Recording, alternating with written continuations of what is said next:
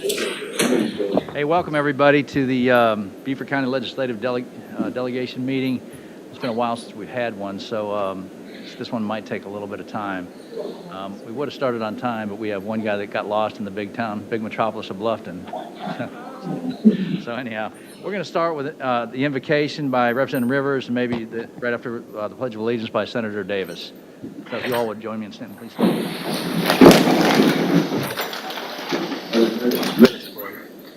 Heavenly Father, we thank you for this day. You know, it's a gift. Father, we thank you for this opportunity to serve.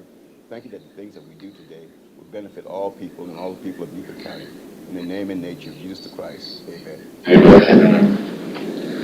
Pledge allegiance to the flag of the United States of America and to the republic for which it stands, one nation, under God, indivisible, with liberty and justice for all. Thank you, gentlemen.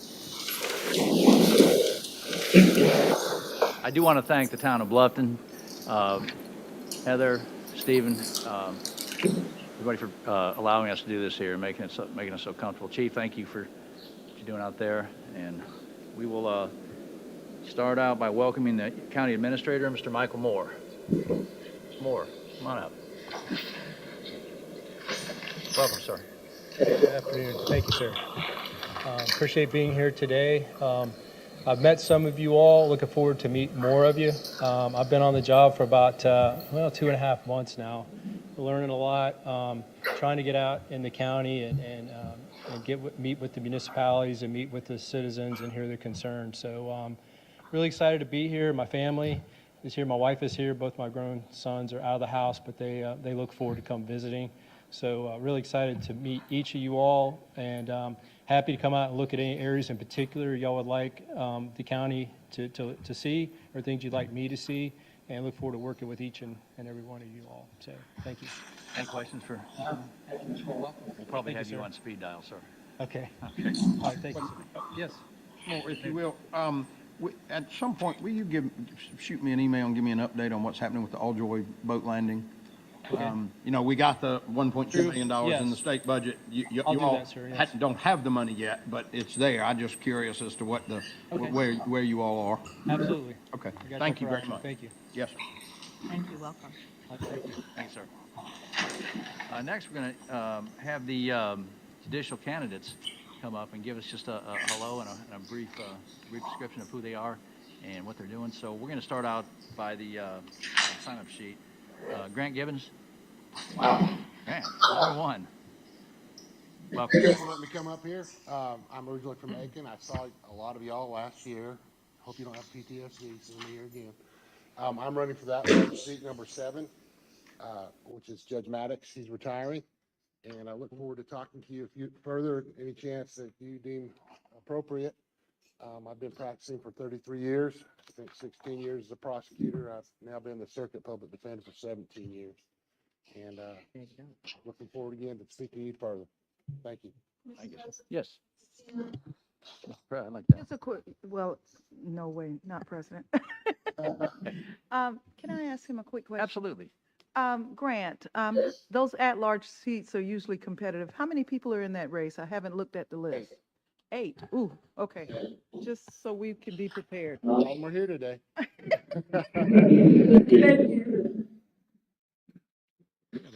No, I wouldn't. Let them do. Okay. Thank you, Grant. Michael Emmer. Michael, welcome. Hello, thank you for having me. My name is Michael Emmer. I'm an attorney. I'm running for the 11th Judicial Circuit, which is Lexington, Saluda, McCormick, and Edgefield counties. I currently practice privately. I have a solo practice in Aiken. I also am the town municipal judge for Batesburg-Leesville.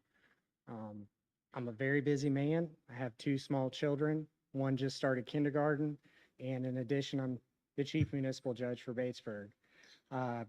As a solo practitioner, I basically do everything. I just started my practice about 3 months ago.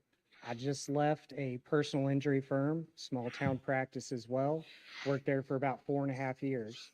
Prior to that, I was an assistant solicitor for about 4.5 years, down in the 2nd Judicial Circuit. So I'll open it up to any questions y'all may have for me. Michael, thank you. Thank Thanks you. for coming to Bluffton. Let's see. Sean Graham?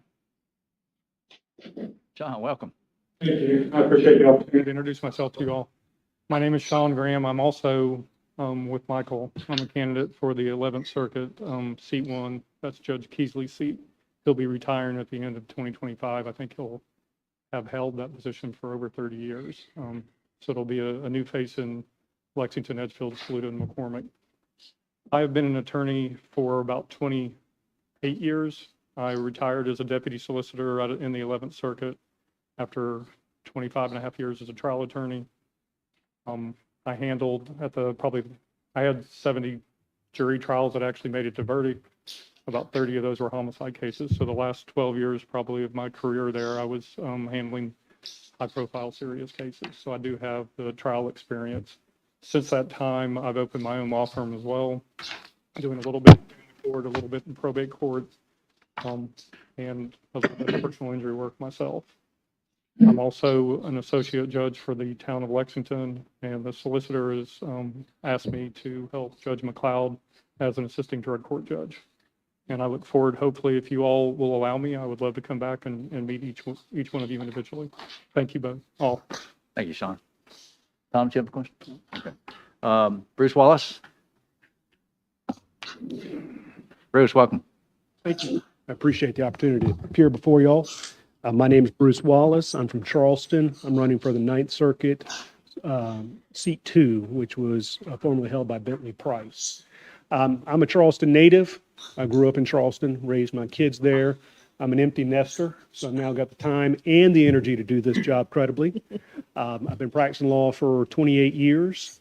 I've got civil and criminal experience. My civil experience is fairly broad as well. It's legal malpractice, insurance, real estate, business litigation, a little bit of probate litigation, which is always an interesting mix. And I look forward to meeting each and every one of you as this race progresses. Thank you for the opportunity. Thank you. Amanda Whittle. Hi, Amanda. Welcome. Chairman Herb Kurtzman and members of the delegation. My name's Amanda Whittle, and I am a candidate for Family Court Judge, 2nd Judicial Circuit, Seat 1. This is the seat that's currently held by my former law partner, Vicki Snellgrove, who plans to retire early.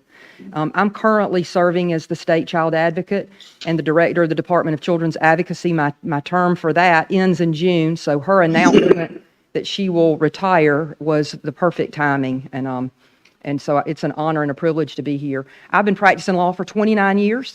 I was in private practice for 10 years where I had a family court practice. I appeared in probate court. I closed some loans and tried to do a little civil litigation, but family court was my heart. I left private practice after 10 years and went to work for the Department of Social Services. I was a county attorney in my circuit, Aiken, Barnwell, and Bamberg. But as folks needed me, I traveled the state. Drove by several courthouses on the way here of places where I've been in court and argued cases in Allendale. And I also have been at the Office of General Counsel. I handled a great many adoptions. I was involved in the Michelle H. litigation. So it's an honor and a privilege to be here with you. I look forward to meeting with you at the appropriate time. I also want to share that I'm a mother of 3.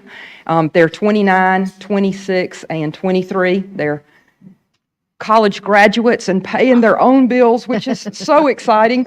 So that makes my husband and I very happy. We've been married a little over 30 years. We're empty nesters and are enjoying being able to eat whatever we want for supper and not having to coordinate with everybody's basketball, ballet, and soccer practices. So thank you for allowing us the opportunity to speak with you.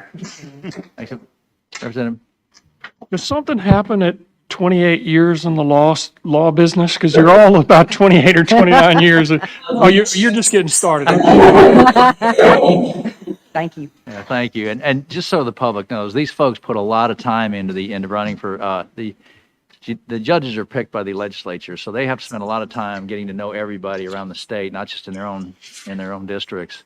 And so it's just an incredible job to do to get there. And that's why I think that's why I think we picked the best judges too. It's because of the process.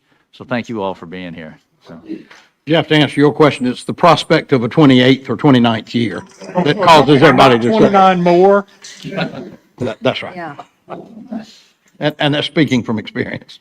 Okay, we do have other, folks that have signed up to speak. We're going to take that in public comment, in the public comment period. Unless, did I miss anybody, any of the judges? Oh, come on. I missed the sign-up sheet, which I. Oh, okay. Please come on up. I'm sorry. Welcome. Good afternoon. My name is Jess Mangum. I'm running for the 5th Judicial Circuit, Seat 1. Was most recently held by DeAndre Benjamin, who I actually clerked for. I'm a second career attorney. I was a school teacher for many years before I went to law school. Actually, my last teaching assignments were at Ladies Island and then Hilton Head High School. And then I went to law school and have been in Columbia ever since. But I've done a lot of things. I was a police advisor, a prosecutor. I've done civil and plaintiffs and defense civil work. And most recently, I've been the chief administrative judge for the City of Columbia Municipal Court for the last 4 years. So thank you for having me and allowing me to speak. Thank you. As I said, we'll take the remainder up in the public comment period. So now we'll move to approval of the meeting minutes from March 13th, 2024. So moved.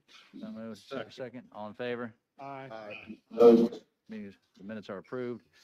We're going to move to presentation, and we're going to move kind of quickly in here, so just because we've got such a big agenda right here. So presentation, first of all, we're going to hear from the Coastal Community Development Corporation. Alan Wolf.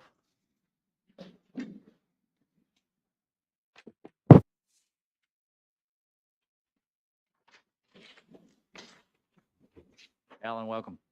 Thanks for having me. First off, I'm a brewing company. Yeah. Don't have brewing company. Thank you. Quickly. All my credentials, I have school picked up 2 football practices, cross country, and piano. 5 days, so I'm going to move quick. He wants time in his day. Members of the delegation, thanks for giving me a few minutes. I'll give you a brief one-pager, which was originally designed for Senator Davis some 6 months ago, when he made the important point that for the CCDC to fulfill its mission of solving the workforce housing challenge, we have to get to SC housing. And obviously, you all have a great opportunity to help us get to that level, so I wanted to bring you up to speed on just who we are, what we're doing, and how you might be able to assist. Oh, thanks. Feel free to jump in with questions anytime, please. Here's a look at the history. You know, we formed back in January of 2023 and got nonprofit status in May of 2023, so just over a year ago today. What we're targeting to serve rents of area median incomes, households between 50% and 120% across Beaufort and Jasper counties. We're implementing a 99-year deed restriction to ensure that these units remain affordable for the long term. We have done a lot of research in what Aspen faced after 25 years of deed restrictions. They wore off, the houses flipped to full market price, and they lost the workforce housing they created in Aspen, Colorado. So we, just like Aspen, many other vacation areas have a unique challenge with the Atlantic Ocean, our tourism base, so we're looking to solve this for the long run. We also have an application process that allows us to ensure that workers who have a job in the community where the units that we purchase are located have the highest priority to live there, so they can live where they work. So that's one of the pieces that we've implemented as well. And then there's no short-term rentals. So for Hilton Head Island, areas of Beaufort County, that's a big deal to make sure that these are bringing long-term rentals back to the market and not just seeing the constant flushing out to the short-term market. We have a phased approach. We're currently working in phase 1. Pretty simple. There's a lot of housing for sale between $200,000 to $400,000 across Beaufort County. Buy those units from the MLS list. We're not bidding up the prices. If we end up closing on one, to date we have 11 units so far. We then put them up for a rent that is market or below market to the 50 to 120% AMIs. And the good news is 10 years from now, our tax basis is just as low. So this becomes more affordable over time, over that period. We are looking for redevelopment opportunities where and when we can, Beaufort Housing Authority, with different partners, and then of course new development if those opportunities arise. But right now we're building the balance sheet. We learned from the Greenville Housing Fund, who was 25 years ahead of us, that this is a method that they use to get their balance sheet to 25 million, and they have 1,500 units under their management at this point. So we were able to kind of steal some of the playbook in South Carolina, and that's how we got to where we are today. Essentially, what we're doing is bending the cost curve to make these rents as affordable as we can. The big piece of this being that low-cost capital bucket. We've gone out and sourced what's called conscious capital or altruistic investment. We've secured 10-year promissory notes from members of the community and businesses, which then only return a 3% interest annually. So that's a below market, certainly to what the banks are offering today. And then we've also gotten in the grants and donations buckets and some tremendous support there that I'll show you, which again just allows us to deliver the lowest rents possible for our workers in the community. When we buy the units, I'll just go through this very quickly. If I can go back to, sorry about that.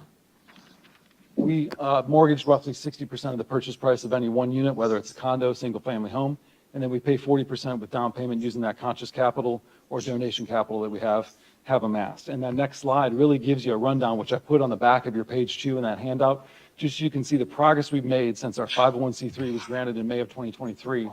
You see that we went to the Long Cove community and were able to generate over $1 million of capital from the community there. So it certainly started to resonate on the island with the challenge we face. And then another $2 million in altruistic capital commitments came through last week from 2 giant players, the Community Foundation of the Low Country, and the breaking news is Novant Health is the other $1 million that committed into that altruistic capital commitment. You can see the municipal grants from Beaufort County and the town of Hilton Head, which we're preparing to deploy. We use no more than 20% of the purchase price from those grants from the county or the town of Hilton Head. And then lastly, you can see we have got bank mortgage commitments in excess of 2.3 million between Coastal States and South State Bank, thankfully. And lastly, private mortgages. So what we've done is assembled a tremendous way to build a capital stack for just the reason of putting sustainable workforce housing in play for Beaufort County. And the next step would be, of course, to leverage this with South Carolina housing. I've listed a few of the challenges we've faced. I don't want to flush any of your time out, so I'll move quickly if you like, as well as some of the opportunities that we face going forward and what we really would hope to see with all of you. And that's to look at SC Housing, where they were reportedly understaffed and overworked. Okay, we've all heard that before. But we have an application that's been under review since June. And we have been working with the staff there to get that application through. We may not apply for the myriad of grants that they have until we're an approved nonprofit. So step one, I've got to get approved as a nonprofit, whatever attention we need. Senator Davis put us in touch with Interim Director Hutto. I don't know who the new leadership there is, but we stand at the ready to work with anybody up there that you can put us in touch with to advance that. The second piece being that supportive housing grant. The details are on your paper. It is a non-competitive grant where you can buy 12 units to serve 50% area median income households, up to $300,000 per unit in purchase price. That's incredible buying power that's available at the state, not really being tapped into, that the CCDC could qualify for. And I told Representative Bradley that if we have that, we'll solve the problem for Beaufort County, because it's there, as Senator Davis pointed out, the bucket of money at SC Housing that's been untapped is gigantic. So it's important that Beaufort County start to Make this observation, Wes, I don't know if you knew, but a portion of documentary stamps on deeds is a tranche of that money that goes into South Carolina housing on a recurring basis. So they don't need appropriations; they just get money coming in on the reg. So there's a substantial amount of money there that they haven't really granted out. But would I be correct in saying too that they put almost zero in the bucket for multifamily on that? I don't know how they break that down on the multifamily. I can't say. Maybe on the bond capacity. I'm not really sure exactly where that is. I'm pretty sure that's something to be aware of. And I think we can change that this year as well. Understood. Yeah. Our one-off approach to buy existing units is fine and dandy. It's challenging. People think we're crazy. There's also 10 townhomes for sale in Bluffton right now in one fell swoop. So of course we're sorting those out. Whether that would fall in the multifamily, I'm not totally sure. And then the next step up is that small rental development program grant. That's up to 30 units that can be funded with low-cost debt from SC Housing. So it's not a grant necessarily, but it is a competitive grant that comes out in the spring. Again, we cannot apply for it in March and April if we're not approved as a nonprofit. So we're looking to just have the delegation know that you've got a partner here in Beaufort County that's ready to work. And any way we can join you up in Columbia, to get this message out to access those funds would be helpful. Excuse me. Sir. Yes, sir.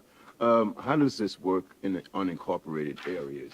Or are there avenues for that to be achieved Absolutely. there as well? Yeah, so the question is great. The Beaufort County grant came from ARPA funds that were going to expire, $600,000. the stipulation is it had to be used in unincorporated Beaufort County. So we look at the map, the town of Bluffton map, very hard to follow, but we make sure that we don't source out a unit in there. In fact, we can't afford any in the town of Bluffton, unfortunately, already. We have already focused Hilton Head separately. It would not be part of the unincorporated fund. So we just target north of the Broad, south of the Broad, and the unincorporated areas when we target those. So let me be more specific. How would this work on St. Helena Island? Oh, it would work absolutely. Okay. The same. Yep. Thank you. Yeah, no question. I'd say because of our 50 to 120% spread, the benefit of the model is for every 120% max AMI unit, which is market rent typically, it helps fund the 50% unit at the same time. And then the 80% are pretty much cash flow capable right on their own because of the cost curve bends that we have. Okay. Sir. Thank you, Mr. Chairman. Alan, how long has your nonprofit application been under review? Since June. So Since just, June? Yeah, just 3 months. Yep. Just, Any response from? Just last week, we got a response. I think I put the young woman's name who responded, and she said that she had identified a couple things that she needed. That was the first follow-through that we've gotten. So happy to have that, and I'd like to, keep y'all posted on the progress as we go through that. And have you all sent back whatever they need? We're in the process literally as of yesterday and today. That's correct. And one of the things that's on their list is they want 10 years of history. We've been around since May of 2023. So, that's not going to be possible, but we know that that's a hurdle that can be crossed because other organizations have done it as well. So if I get myself caught up in back and forth, I just want to help clear the path to get that answer through. Got it. Thank you. If you hadn't heard from them in the near term, I bet share something with Ms. Maxey to share with all of us. I have some level of experience with SC Housing when I was chairman of oversight. I don't want this application to find itself in a file cabinet a year from now because That'd be great. They're hadn't still sorted out their own issues. Very good. I've been on the committee there for 11 years. I've never been invited to a meeting yet, so I'm going to have to fix all that. But Understood. Representative Bradley? Thank you, Mr. Chair. Alan, as I understand it, you want us to help you get through that process to be recognized as an approved nonprofit with the SC Housing. And then you want access to that money. Is that borrowed money or is that grant money or? In the case of the supportive housing grant, it is a grant funded through the deed stamps that Senator Right. Davis referred to, and has largely been untapped. There's very few organizations across the state tapping into it. So it's a deep well. And my fear would be that we have an application go in and we end up in the same cycle of non-responsiveness. So once that application's filed, I will absolutely let Mrs. Maxey know so that you all know that there's a pending application. We want to just Yeah, maybe we could help put you. pressure to push that. Be happy to help you with that. I want to get on top of somebody's desk. Thank you. Representative Erickson? Thank you, Mr. Chairman. Thank you so much for bringing this to our attention. Having had the housing office under my budget committee when I served on Ways and Means, sadly, this is not a new comment. Please be diligent about letting us know because they know me. I've been there once or twice. Thank you. So please keep us abreast of what's going on. Out of your properties, obviously not asking for addresses because the beautiful thing is that it's integrated in the community. Yeah, so the impact is negligible, right? There's already a flush of a toilet and a bed that's there, so we don't have to worry about density and overcrowding. So yeah, that fits very well with growth management. That's one of the strong points we feel like that we've been able to start in that area. Good. And Yeah. families are incorporated into other neighborhoods and they're not designated in any way That's a great as point, being a yeah. citizen that can't own their home right now. That's right. It's not one whole entire neighborhood that is set Good, up for that's affordable excellent. That restrictions. It's that's got- so good for our communities. So thank you for that. I'd just be cognizant of making sure that we spread around from north of Broad, south Broad. Absolutely. And just make sure that we are looking at all of those populations as you grow. I'm excited to see it move. Absolutely. But please make us partners Thank you. in whatever we can do to help. Likewise, thank you. Alan, just a couple of questions. Are these all rentals or are some of these going to have ownership? Each one of the units will be available for sale as well. So one of the challenges, of course, is a great problem, is if someone earns out of the area in meeting income restriction that's associated with that unit. Somebody who's at 80 or 120% starts earning 150%, that's great. We then start them on a path where they can buy one of the units or the unit that they're in currently, or they have a period of time that they can go out and rent a market rate unit. So that home process of buying, our model only depends on a 5% annual appreciation. over the last 20 years, it's been something along the standpoint of 50% around here. So what we can do is we can sell the unit at our base cost of just 5% annual, and that creates some phantom equity for the buyer as time goes on. I mean, it's no secret, this is an acute problem in this area right here, and I think the town of Bluffton has done a yeoman's job on that. I mean, you've got Heather, Chris, and Stephen have really gone out of their way to make the workforce housing to, you've seen groundbreakings, and it's just I mean, we're finally having solutions to these problems. I mean, I don't think we'll ever solve the whole problem, but we're going to get there, so. I agree, and I think the value of that home increasing still in our model allows the owner to still see growing equity and not capped equity necessarily, and that takes away some of the fear of the 99-year deed restriction, which we are all about selling that unit to the employee as fast as possible because then we can recycle the capital. But without that deed restriction, we'll have the same problem Aspen did. We'll just be, recreating the problem. Thank you. Any other questions? Alan, thank you. Thank you all. Thanks. You're going to hear about the Circle program from Sandy Gillis, Deep Well. Hey, Sandy, welcome. Thank you very much.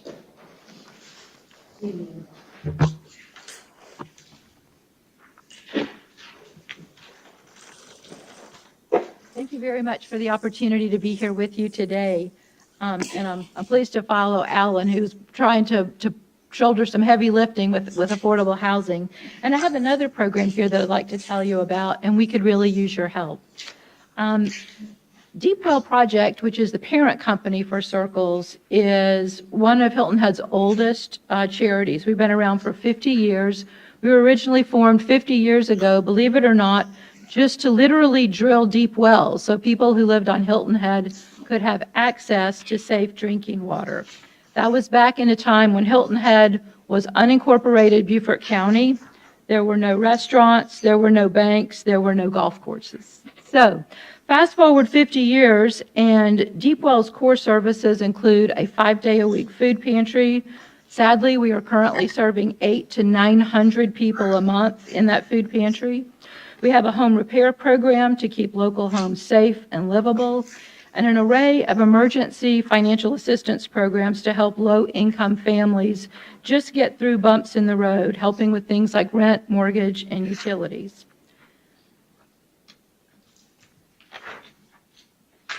Can I get out of Alan's? How do I get out of Alan's? Sorry. That's okay. My slides are so much simpler than his. It really, I promise you.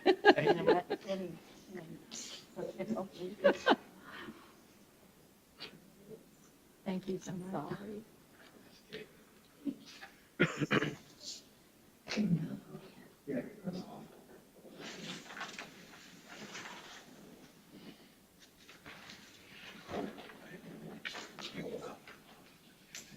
Thank you so much. The presentation, there's just 4 or 5 slides, and you do have a hard copy of that in your packet. I think Ms. Maxey passed out a lot. Looks like this. Perfect. So that's our history, where Deep Well is from, and why we decided to get involved with Circles is pretty simple and straightforward. I do want to note this cover page has a QR code that you can scan to get a lot more information about Circles than I can give you in the, I promise, 5 minutes I'm going to spend here with you. There's also a very cool video on there that is, you can hear straight from the horse's mouth what the participants in this program are learning, how it's changing their lives, and how the 80-plus volunteers who are helping us do this program feel about it. So I encourage you to visit the website to see a little bit more about it. So back to that question of why is Deep Well, who's got 50 years of history helping people with emergencies, decided this is something we need to do. And the reason is because we got really tired of seeing the same families over and over, and sometimes the second generation of that same family always needing help, never being able to break this cycle of dependency. And that's why we decided we need to do more than just help them with a quick Band-Aid. This needs to be a long-term approach to get people out of poverty. So we went out trying to figure out how are we going to do this, stopping poverty. That's a pretty lofty goal. And when we were doing our research, we found this program, Circles. It's a national organization There are 64 different chapters across the United States in 25 different states. And important for you guys to know, the Hilton Head chapter is one of just 4 in our state. Greenville has one chapter that's been chugging right along for over a decade. It's been so successful in the upstate, Circles is now forming a second chapter there in Greenville. There are also chapters in Lexington and Anderson, but Greenville really has the longest track record, so hats off to what they've been doing. So once we decided, okay, this is a great program, we've got 25 years of track record, we've got 64 different communities where this program is working, but I guess you're probably wondering, what the heck is this program? So it's very simple. Circle's goal is at the micro level, we want to help local families get out of poverty. We do that by meeting with them weekly. Any kind of intervention program, what do? You meet weekly and you have supporters and cheerleaders in your wheelhouse. And that's what we do every Wednesday night on Hilton Head. We're providing budgeting and financial training, educational resources, and helping these folks understand how they can really maximize their employment opportunities. So that's what we do at that micro level. The second goal of Circles is more at the macro level, and that's why I'm so happy to have a chance to talk with you today, because this is really where you can help. At the macro level, we really want to work with community leaders to help you understand some of the challenges that are keeping people in poverty and help us make changes for the better. The really cool thing, when you only have 2 rabbits to chase, you can catch a lot of rabbits. So Circles, I'm happy to tell you, is working. This is a slide from the national chapter. In the Circles program, we see incomes of these families rising. At 12 months, the national average is 47% income growth. But I would like to happily report the Hilton Head chapter has beaten those numbers. We are at 61% income growth with our first chapter of families that we've been working with for a year. The other thing, while income is a very tangible metric, things like employment options are going up, education and new skills are increasing. We are now seeing folks who have reliable transportation. Home ownership rates are rising. And probably the coolest thing is those 80 volunteers who were meeting with these families every week. It's creating these intentional friendships across socioeconomic boundaries. People who would never have met in the normal world are suddenly becoming friends and becoming allies. When you grow up in poverty and you're coming from generations of it, no pun intended, you run in the same circles and you know the same things and you know the same people. So the only way to break that cycle is to introduce these people to new ways of thinking, new ways of understanding how they can lead their families out of poverty. They can be the cycle breaker. So again, incredible results in our first year and a half on Hilton Head. It is definitely working at the micro level. The trick is we can really increase the rate of folks who are improving their self-sufficiency levels if we can tackle things at the macro level. And again, that's where your team comes into play.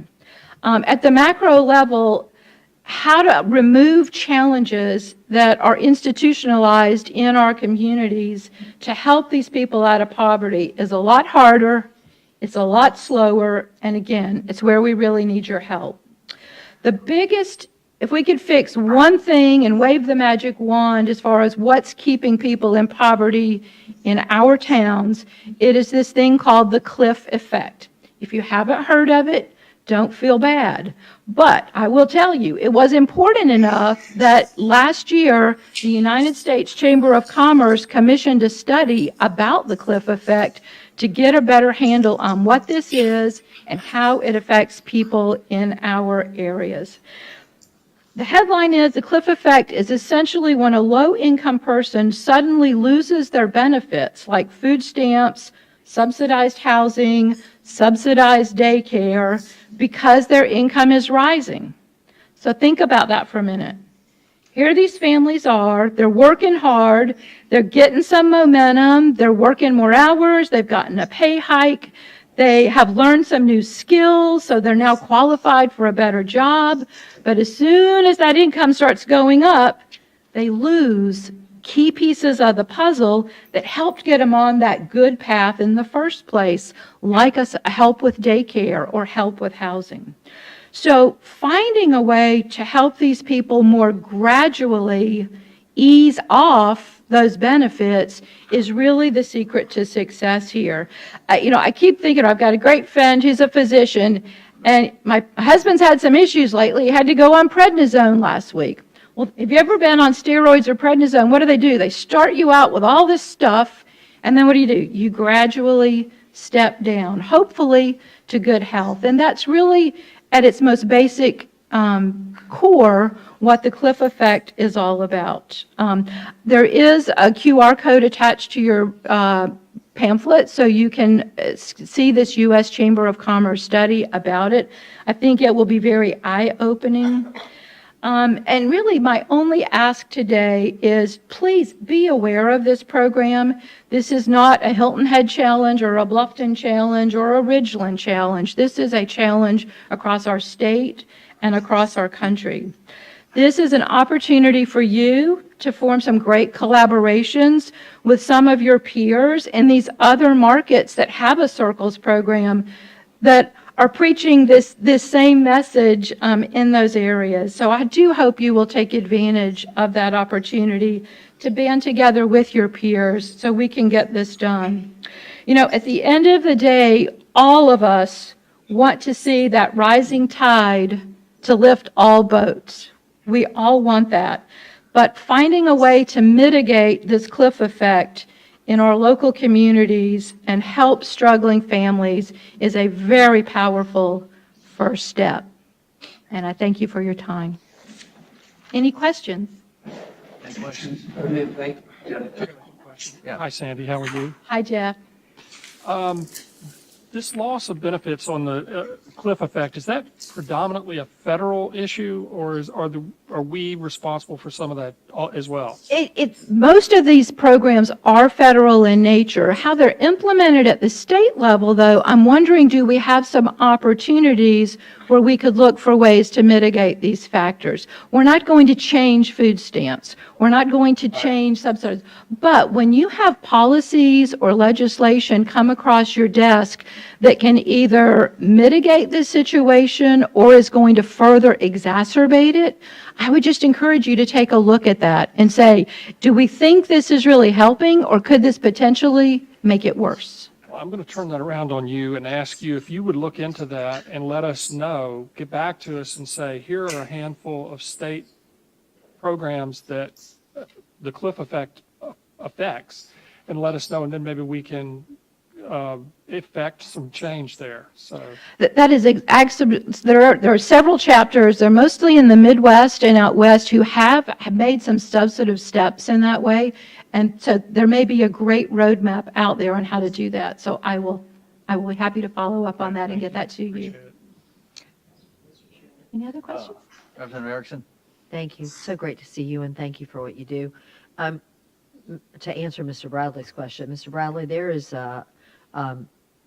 some funds that we get from the feds that offer childcare vouchers for our families. South Carolina DSS sets the parameters for what those vouchers can do, and the ability for people to use them and the income levels. And it can be $1 over that income level, and they hit that cliff. right. And that sort of thing, they can go back, Margie's listening too, I'm looking at, help me out with this, because they can go back and tell the feds, this is our new plan, and we're going to give a bridge or a leeway or a slope or something. I know they're working on that, so if they hear from us that we'd like them to keep working on that, I think that would be a big piece of our workforce to have available to them, because I know that when the family loses that benefit, it affects a lot more. Well, and of it's those particularly timely, and I'm so glad you brought that up. The number one crisis that a lot of the businesses here have is finding a trained and qualified workforce. Well, if you do not have daycare for your toddler or your infant, you can't even participate in that. So it would be a way from a business and economic standpoint to offer assistance too. Again, that micro, macro combination. Mr. Chair. Ms. Bright? Thank you for your presentation. My ears perked, of course, on the loss of benefits because we often see the working poor, and we hear it all the time. And I do a lot of work with folks who might have been in a wreck or workers' comp injury or something along the line and have some type of tragedy, and they're working, but because they're working, they lose their benefits. They lose benefits that if they would have gotten, like Medicare or things of that nature. Medicaid, and I'd like you to check on this, Medicaid is administered by the state of South Carolina. Medicaid is different from Medicare. I'm wondering, is there anything we could do to address that as it relates to that? And the other one is as it relates to school lunches for children. These families that are finally getting to a place, are they having to, because of a hard and fast cutoff number, having to pay for lunch for their children to eat? Yeah, I will be happy to follow up on those. And it is really heartbreaking when you think about the American dream, that we've all grown up here, and if you work hard and get ahead, but for some of these families, they are working hard. They're trying to change this trajectory, but there's a smackdown sometimes that they're just not expecting. That's very, very It's concerning to me because disenfranchising. it forces people not to work at all. Because if they work, then they lose benefits. So I get that. It's a vicious cycle, and we've just got to break it. And I know we are a smart community, and we can break this cycle. Thank you. And just so you know, going on what Senator Matthews was saying, I wrote the budget for Medicaid for the past 10 years. And we've tried to do a step down on that, where if you lose, you lose a little bit of your benefits, or you pay into those benefits, but you don't lose them all. The problem we had was the federal matching dollars wouldn't align with that. And so we tried to get the waivers on that, and we're still trying to get waivers on that. So it's in motion, but it's just not moving very fast, I can tell you that. So anyhow, it's a good observation. I think it's something we could do a little bit better on. Thank you. Well, we're your biggest cheerleader. Thank you. Any other questions? Thank you for the presentation. Thank you. We are going to hear from Dr. Pinot, University of South Carolina, Beaufort. Who's this guy? And Dr. Pinot, I've never seen him welcome, before. Dr. Pinot. Thank you so much. Chairman Herb Kurzban and honorable senators and representatives, thank you so much for the opportunity to speak with you. My goal is twofold, really. One is to thank you for your incredible support, and I'll have more to say about that in just a second. But also to update you about where we are, the opportunities and challenges that we will be facing ahead. So again, thank you for incredible support. Last year, we were able to get $1.3 million in recurring funding and $11.5 million toward the convocation. As you know, the convocation, unfortunately, the price tag has been going up over the past few years, but it is now at a stage where we have accumulated from the state level $37 million towards that particular project, and now we're in conversations with county because, as you know, it was a joint proposal from the beginning, and I will keep you posted as we have progress with those conversations. And so with the assistance of our USCB Education Foundation, we engage in conversations, and we think that we're making good progress, and we'll fill you in as we progress on that. I wanted to also update you on this year's is marking the 20th year since USV was approved to become a four-year degree granting institution. And we want to use this as an occasion to reflect over the past and to also envision the future by way of first celebrating not only the vision of our outgoing chancellor, my predecessor, Dr. Upshaw, but the entire community, because it was an effort that came about because the entire community rallied around this vision of an educational institution right here in our region that would service the needs for four-year degree higher education and contribute to the workforce of this particular region. I think it's really exciting as we reflect over these past 20 years to see how the vision that was in play that brought about this this four-year degree granting institution has panned out so far. And we want to use this as an occasion to not only celebrate the people, particularly the community and the leadership and Chancellor Upshaw, but also the many champions. Your special role as legislators that has been an important part of that journey, representing us from this region. We want to celebrate faculty and staff and students who bought into this and really we're now looking back and seeing the remarkable work that has been accomplished. We want to celebrate student achievement and student success and the rate at which they are now helping us, whether we're talking about nurses or teachers or other professionals, scientists in the area, hospitality managers. We have a chance to be able to reflect on some of that. The economic impact of USCB is something that we also want to be able to celebrate because it was part of that particular vision. We want to celebrate our partnerships with the many organizations that help us as an institution to focus on problem solving in our area, to focus on stewardship of the resources that make this region what it is. You should have already received the invitations, and I want to again acknowledge that and invite you. We'll be looking at several sessions over the course of the year, but the first one is October 1st. So please, if you can mark your calendar and make it there, we would love to see you. USCB continues to grow. We have the highest enrollment to date in the history of the institution. We have the highest class of first-year students that we've ever had.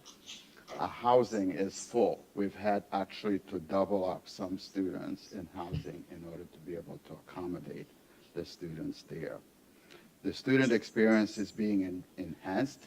We need advisors, coaches, athletic opportunities are just all part of the things that have elevated the student experience, and it makes it so much possible for us to compete. And as you know, we are in a competition throughout not only states but beyond. We have students who are achieving at a very high level in terms of their dreams, whether it is the job offers that they're getting when they graduate from us, or whether it is the opportunities for graduate programs at institutions of their choosing. And we are very proud of that. And we believe that that's part of having a strong and highly recognized and awarded faculty. We are very proud of that. Within our Carolina system, we have some of the highest numbers of Carolina trustee professorship and Fulbright scholars, etc. So we really are excited about those particular growth. Part of our opportunities and challenge will include the need to add new programs. As a young institution amongst the comprehensive sector that has only been around for 20 years, when we compare the number of majors that we offer to those who are peers, we are lagging way behind. And that means very often that our students who want to be here, who could have a great experience here, will leave us at some point because we're not offering the majors that they are in need and demand of. So this is going to be very critical. One of the things that we're targeting in our request this coming year is to begin to get some funding to help us mount the environmental engineering program. And it really dovetails well with what we're already doing with marine science programming here and computer science as well. Will the University of South Carolina, the parent university, will they support and appear in committees to support that recurring appropriation request? Or is this something that we will be doing, swimming against the tide a little bit in terms of what they recommend? That's a very good question. I think we do have the support of President Amaritis. We've spoken and at this point with trustees in the context of the board to indicate what we're going for, but we have not yet engaged in a formal process because part of it is funding condition.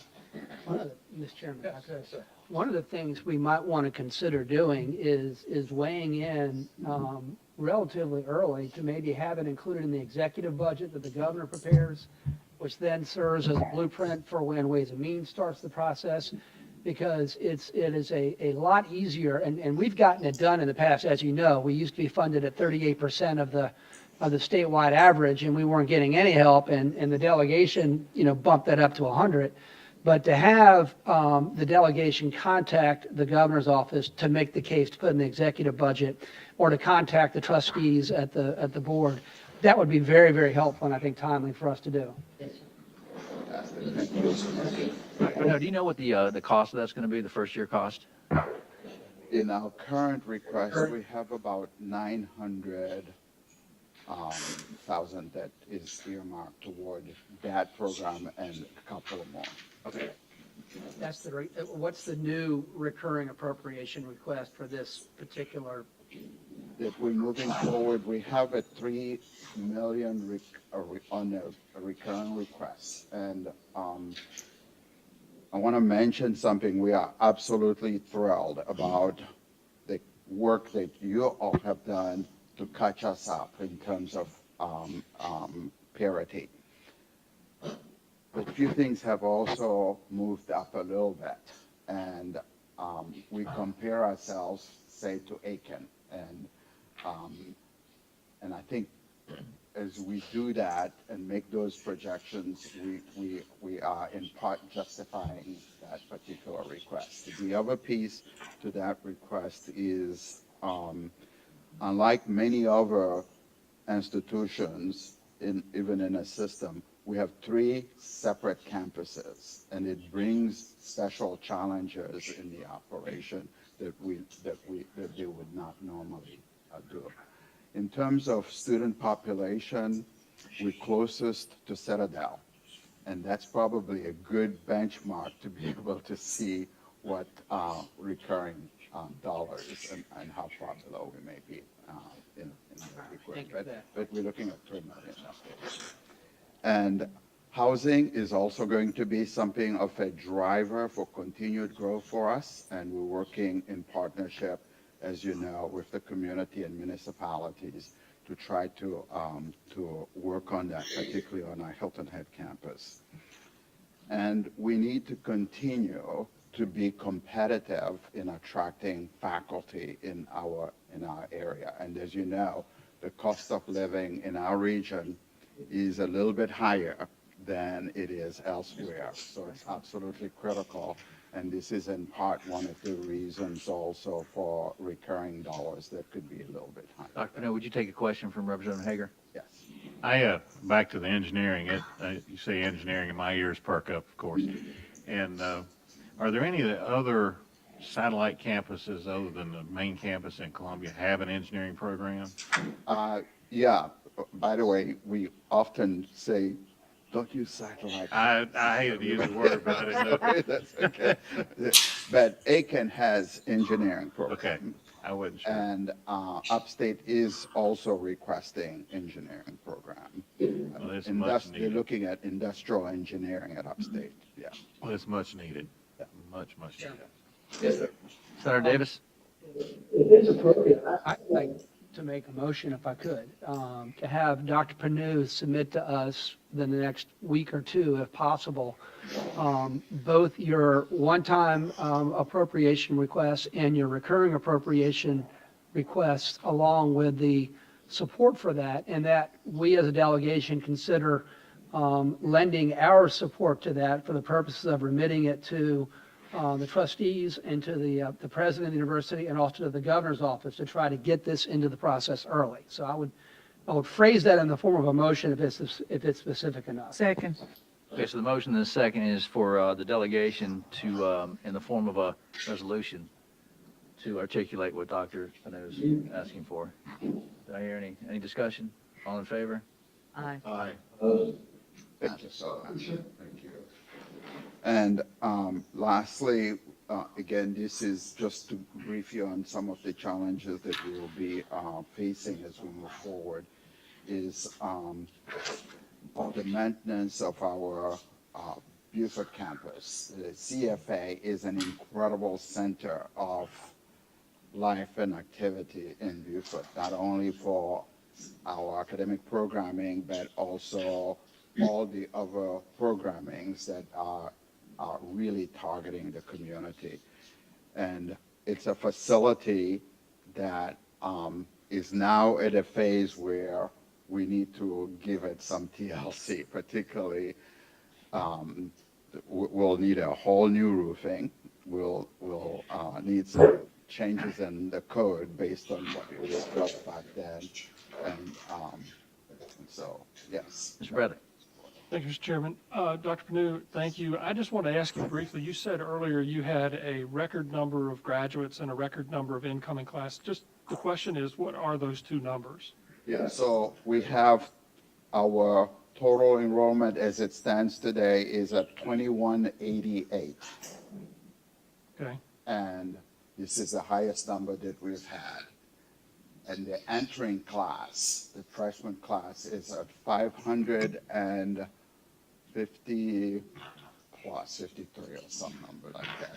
And again, one of the highest numbers that we've ever had for the entering class. Okay. All right. Is that on all the live Yeah, on campus? just total for all the campuses. How many are living on campus? We have close to 1,100 that are in housing, both between the Bluffton and the Beaufort campus. Isn't that wonderful? Okay. That's a FTE number. I mean, that's for the full-time. Yeah, those Or are is the that head full-time, count. part-time? 2188 is the head count. But we also at the highest FTE that we've ever had, and which is also even more exciting in some ways because the FTE, as you know, really truly reflects the delivery. And how big is it? What's that number? The number for FTE is a little bit over 1,900, but I don't know. I can't give you the exact number after that. Okay. I'll have to Thank look it up and give it to you. Dr. Panu? Yes. I had a couple. Go ahead and finish. Now I will. Yeah, so thank you. These are just some of the updates that I wanted to give to you. We believe that the vision that was laid out for this institution is coming to fruition, and we do think that there's a pathway for even a more exciting future. But again, thank you for your support. It's been steadfast. Thank you. Reverend Erickson? Thank you, Mr. Chairman. Dr. Panu, it's always good to see you, and I need to thank you for my tour. Thank you so much for letting me walk around with you and the other members of your team and see some of the things that you've mentioned today. I would add to Senator Davis's motion of just a suggestion that we keep in mind the CFA. It is a historic building. It needs attention. It is having some weather damage and will need something to be done. I also mentioned, and you know I'm going to say this, the Marine Science Building is very near to my heart, even though it feels like you step back into 1969. And we need new science labs there. And I'm going to look at Michael Paul and say, and we need a joint dock behind that facility That's correct. to work on water quality with you guys and those marine science students. So there is a lot to be done to bring our campus even more vitally low country centric and bring in those students. I met 2 students in the grocery store the other day who were living in our housing north of the Broad. And they were buying groceries and having a great time. One here on marine science. So thank you for that, Major, and it is working, and we need to make sure that we back you up on the renovations that you're going to need for those historic structures as well. Yeah, thank you for bringing that up. Our marine science program is one of the fastest programs that we have, and our engagement with Pritchard Island and the Port Royal Sound Foundation and some of the Pearl and other projects are just positioning us essentially to be probably a competitor to Coastal Carolina at some point if we remain on that trajectory. So that's huge. Okay, Senator Matthews? Just quickly, thank you. It's 2 questions. Can you please update the rest of the delegation on the change in sports as it relates to the league we are now placed in and what impact that will have on future enrollment and why we need to plan for the future? Yes. Thank you so much for bringing that up. As you know, about a little over 2 years ago, we engaged in transitioning from NAIA, where we were part of, to NCAA Division II. And several reasons pushed us in that direction. One is many of our peers are in that category.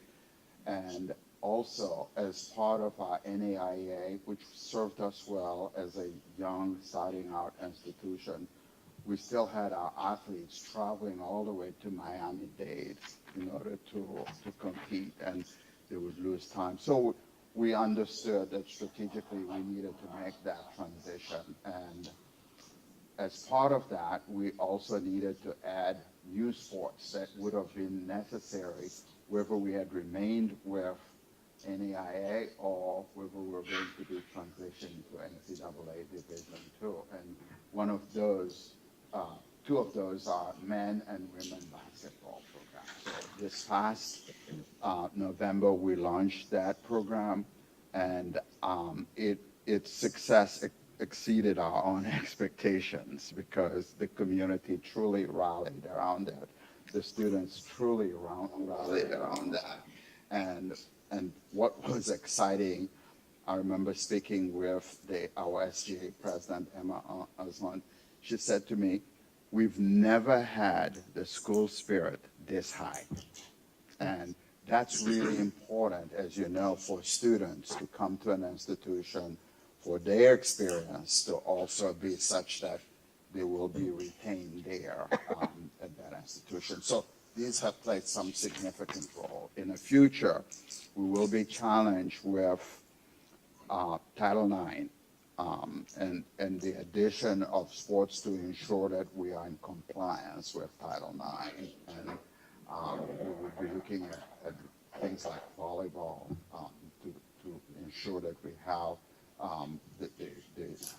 the similar ratio that we need. Well, thank you. I appreciate it. You know, volleyball's dear to my heart, but I think because we're on the coast and I see a future for us in competition with places like Coastal, I would like to see us have a bass fishing team. You know the reason why I'm saying, I think it would be transformational for the university, especially for my grandson. Thank you. I will be pushing for that because I think it would go hand in hand, in all seriousness, with the marine sciences program that you have. I do. Thank you, Senator Matthews. Representative Newton, your question? Just, where are you in the negotiations, discussions with the county for the remaining funds for the education center? Can I postpone that? Is that okay if I could? But where we are is we're having really, really good meetings, very much inspired from the kinds of meetings you had during your time. I can tell you that much. So, we're very excited. Well, it just, I don't know if the county administrator is still here, but, you know, I mean, we started the conversation by saying 20 years, that was $40 million by Beaufort County to get the thing going. We just talked about $37 million that the state got for the convocation center and the 1.3 recurring, 11.5 was in this year's number toward that 37. You know, the big question mark that I don't think we hear is where's the county in this conversation? And what is it that they're able and willing to do to help make the convocation center a reality? So we are truly processing those numbers and as we speak, but there is obviously engagement of consultant and et cetera. So we're not ready to talk about it, but I can assure you we're having really good conversations. Good. Dr. Pino, can you give us a, just a timeline on that? What's your projected time for completion of that convocation center? So we would like to be able to come back with you by the end of this year with some very specific numbers and plans for what can be authorized to be done. Let me say this, I'd be remiss in not saying this, I'm probably going to get kicked in a minute on this one, but, you know, there's an unsung hero in this four-year institution, and that's Weston Newton. When he was chairman, I was in my second year up in the House, and he took this thing from 0 to 90 miles an hour, and, you know, he's never said anything about it, but he's the unsung hero in this thing, and he took the county council and pretty much force-fed a lot of this because he saw the vision in it. So if you want to talk about a vision, that's the visionary. So Weston, we appreciate all that you've done on this. Thank you. I couldn't echo that more, and I think you come to the 20th celebrations, okay? A special cake for him. And then last statement or question is don't you think that you have an extraordinary honorary doctor's program where you pull from the best and the brightest, not only in the state but in the nation, for your honorary doctor's program? We do. Every single programming is absolutely most deserved.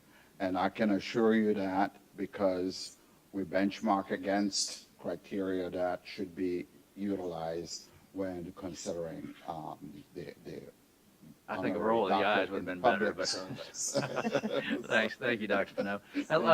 Thank you very much. Let me just say that the judicial candidates, you all don't have to stay. I mean, you're not going to lose any points on this one, but you're welcome to. I don't blame you on this, but Dr. Pino. Thank you very much. Thank you so much. Thank you. Okay, we're going to move to the discussion of board of voter registrations and elections. Let's see. Maria Smalls.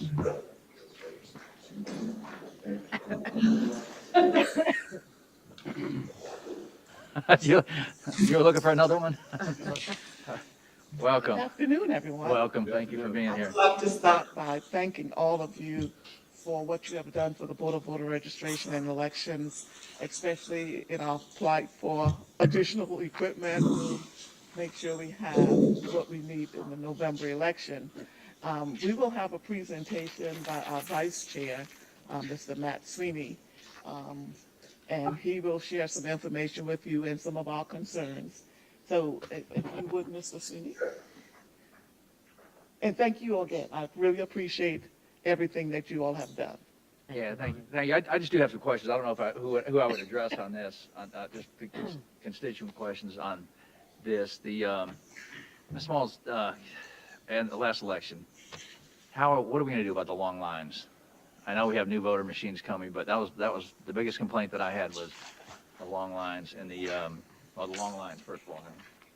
What can we do on this? Are you talking about the 2022 elections? Mm-hmm.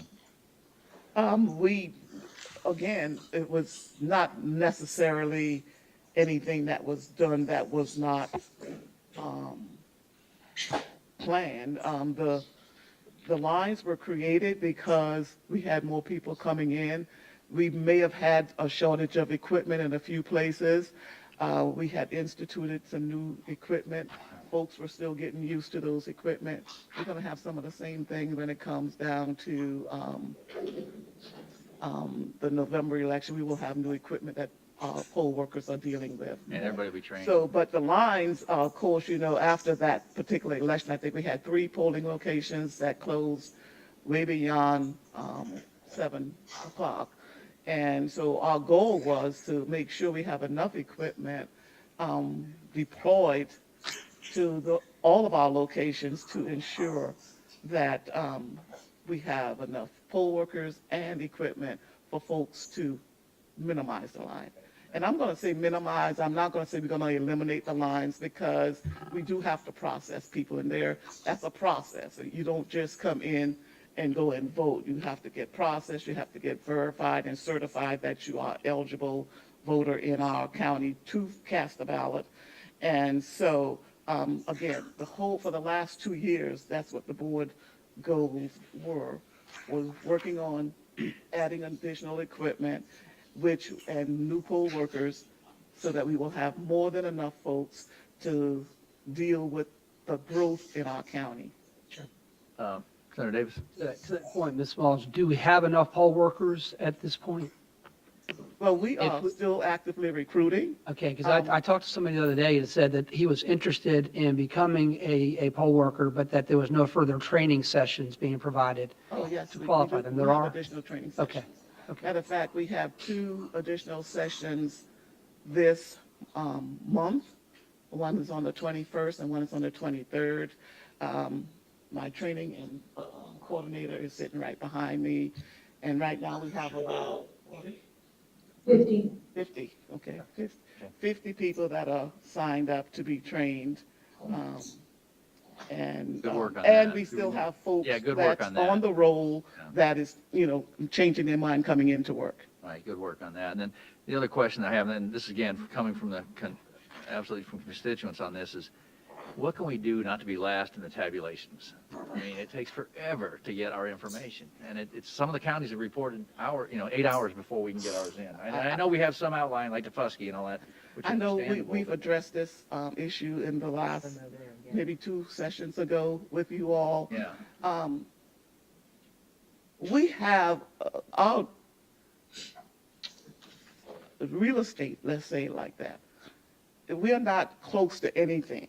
Right. We are not allowed to transfer elections results over a modem or anything like that. So everything has to be done by coming from wherever the farthest point is to the Beaufort Center. We have 3 collection sites, one on Hilton Head, one in Bluffton, and one in Beaufort. Beaufort, of course, is always quick and easy because it's closer to Election Central, which is in Beaufort. But we have Bluffton, and Tufusky reports to Bluffton. Tufusky is usually the last polling location in because, of course, we work with the Beaufort County Sheriff Department to get our results to and from. So it's got to be brought by boat, and then it gets to Bluffton, so Bluffton can't send theirs in until it gets to. We got all of the information into Election Central. It's not, we wish that we could get the results earlier, but because So it's of a the matter of, distance. it's a matter of transport, not tabulation. Is that right? It has nothing to do with tabulation. Okay. Well, there's a portion of it that does. I know some people want the first results early, but when we are working with, we cannot close the poll until 7 o'clock. So when you have early voting results that's sitting on the machine that we can't even push the button to tabulate, by the time that tapes, process and everything, it's almost 8:30, believe it or not, because we can't close the poll until 7 o'clock. And when you have 2,000 and 3,000 people, I think in Bluffton, which is our biggest site, Bluffton have the biggest turnout for early voting. Now, our new equipment is supposed to help speed up the process. That's what we are told. That's one of the main goals for the new equipment, to help speed up the process in tabulating. But early voting, absentee voting, UOCAVO voters, those results are the first usually in because they are in the office. But the ones coming from the outlying areas, it's going to take a little bit longer. And so we've been averaging 10 o'clock before the dispatch even leave Bluffton and Hilton Head to get to Beaufort. Well, see, that's a message we could take back to our constituents who are asking. I mean, that's a message we could take back to our constituents.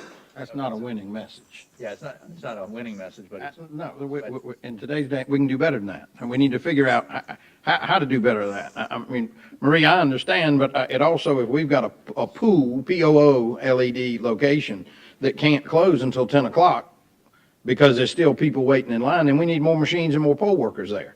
So that by 7 or 7:15, that they're beginning to push the buttons and people are done voting and they're starting to tabulate. I mean, it's embarrassing, gang. When the last two speakers, I've been in Columbia at different things or either got the call from the speaker saying, I don't know what you people are doing, but it ain't right that the rest of the state's got to wait on y'all. So I'm not fussing at you. I'm just, and I know Matt's been working on this and you've been working on that. So I look forward to the discussion about, do we have the right machines in the right places so that shortly after 7 o'clock, we're shutting the door and we're starting to load the thing up because we've had efficient number of machines working the whole day. Yeah, and again, a part of that solution is more polling locations so that we won't have so many people reporting to one location. And we've been talking about that for many, many years, way before some of you were on the delegation.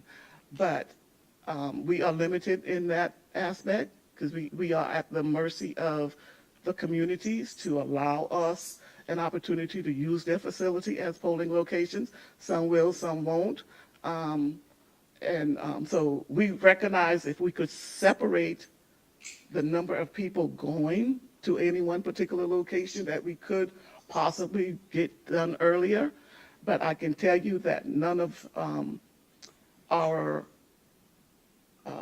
processes and procedures are holding up the election. We want to go home as early as you can, and we want to provide the results as quick as we can. But again, it's not at the point where we can just shut down at 7 o'clock. It's not that easy.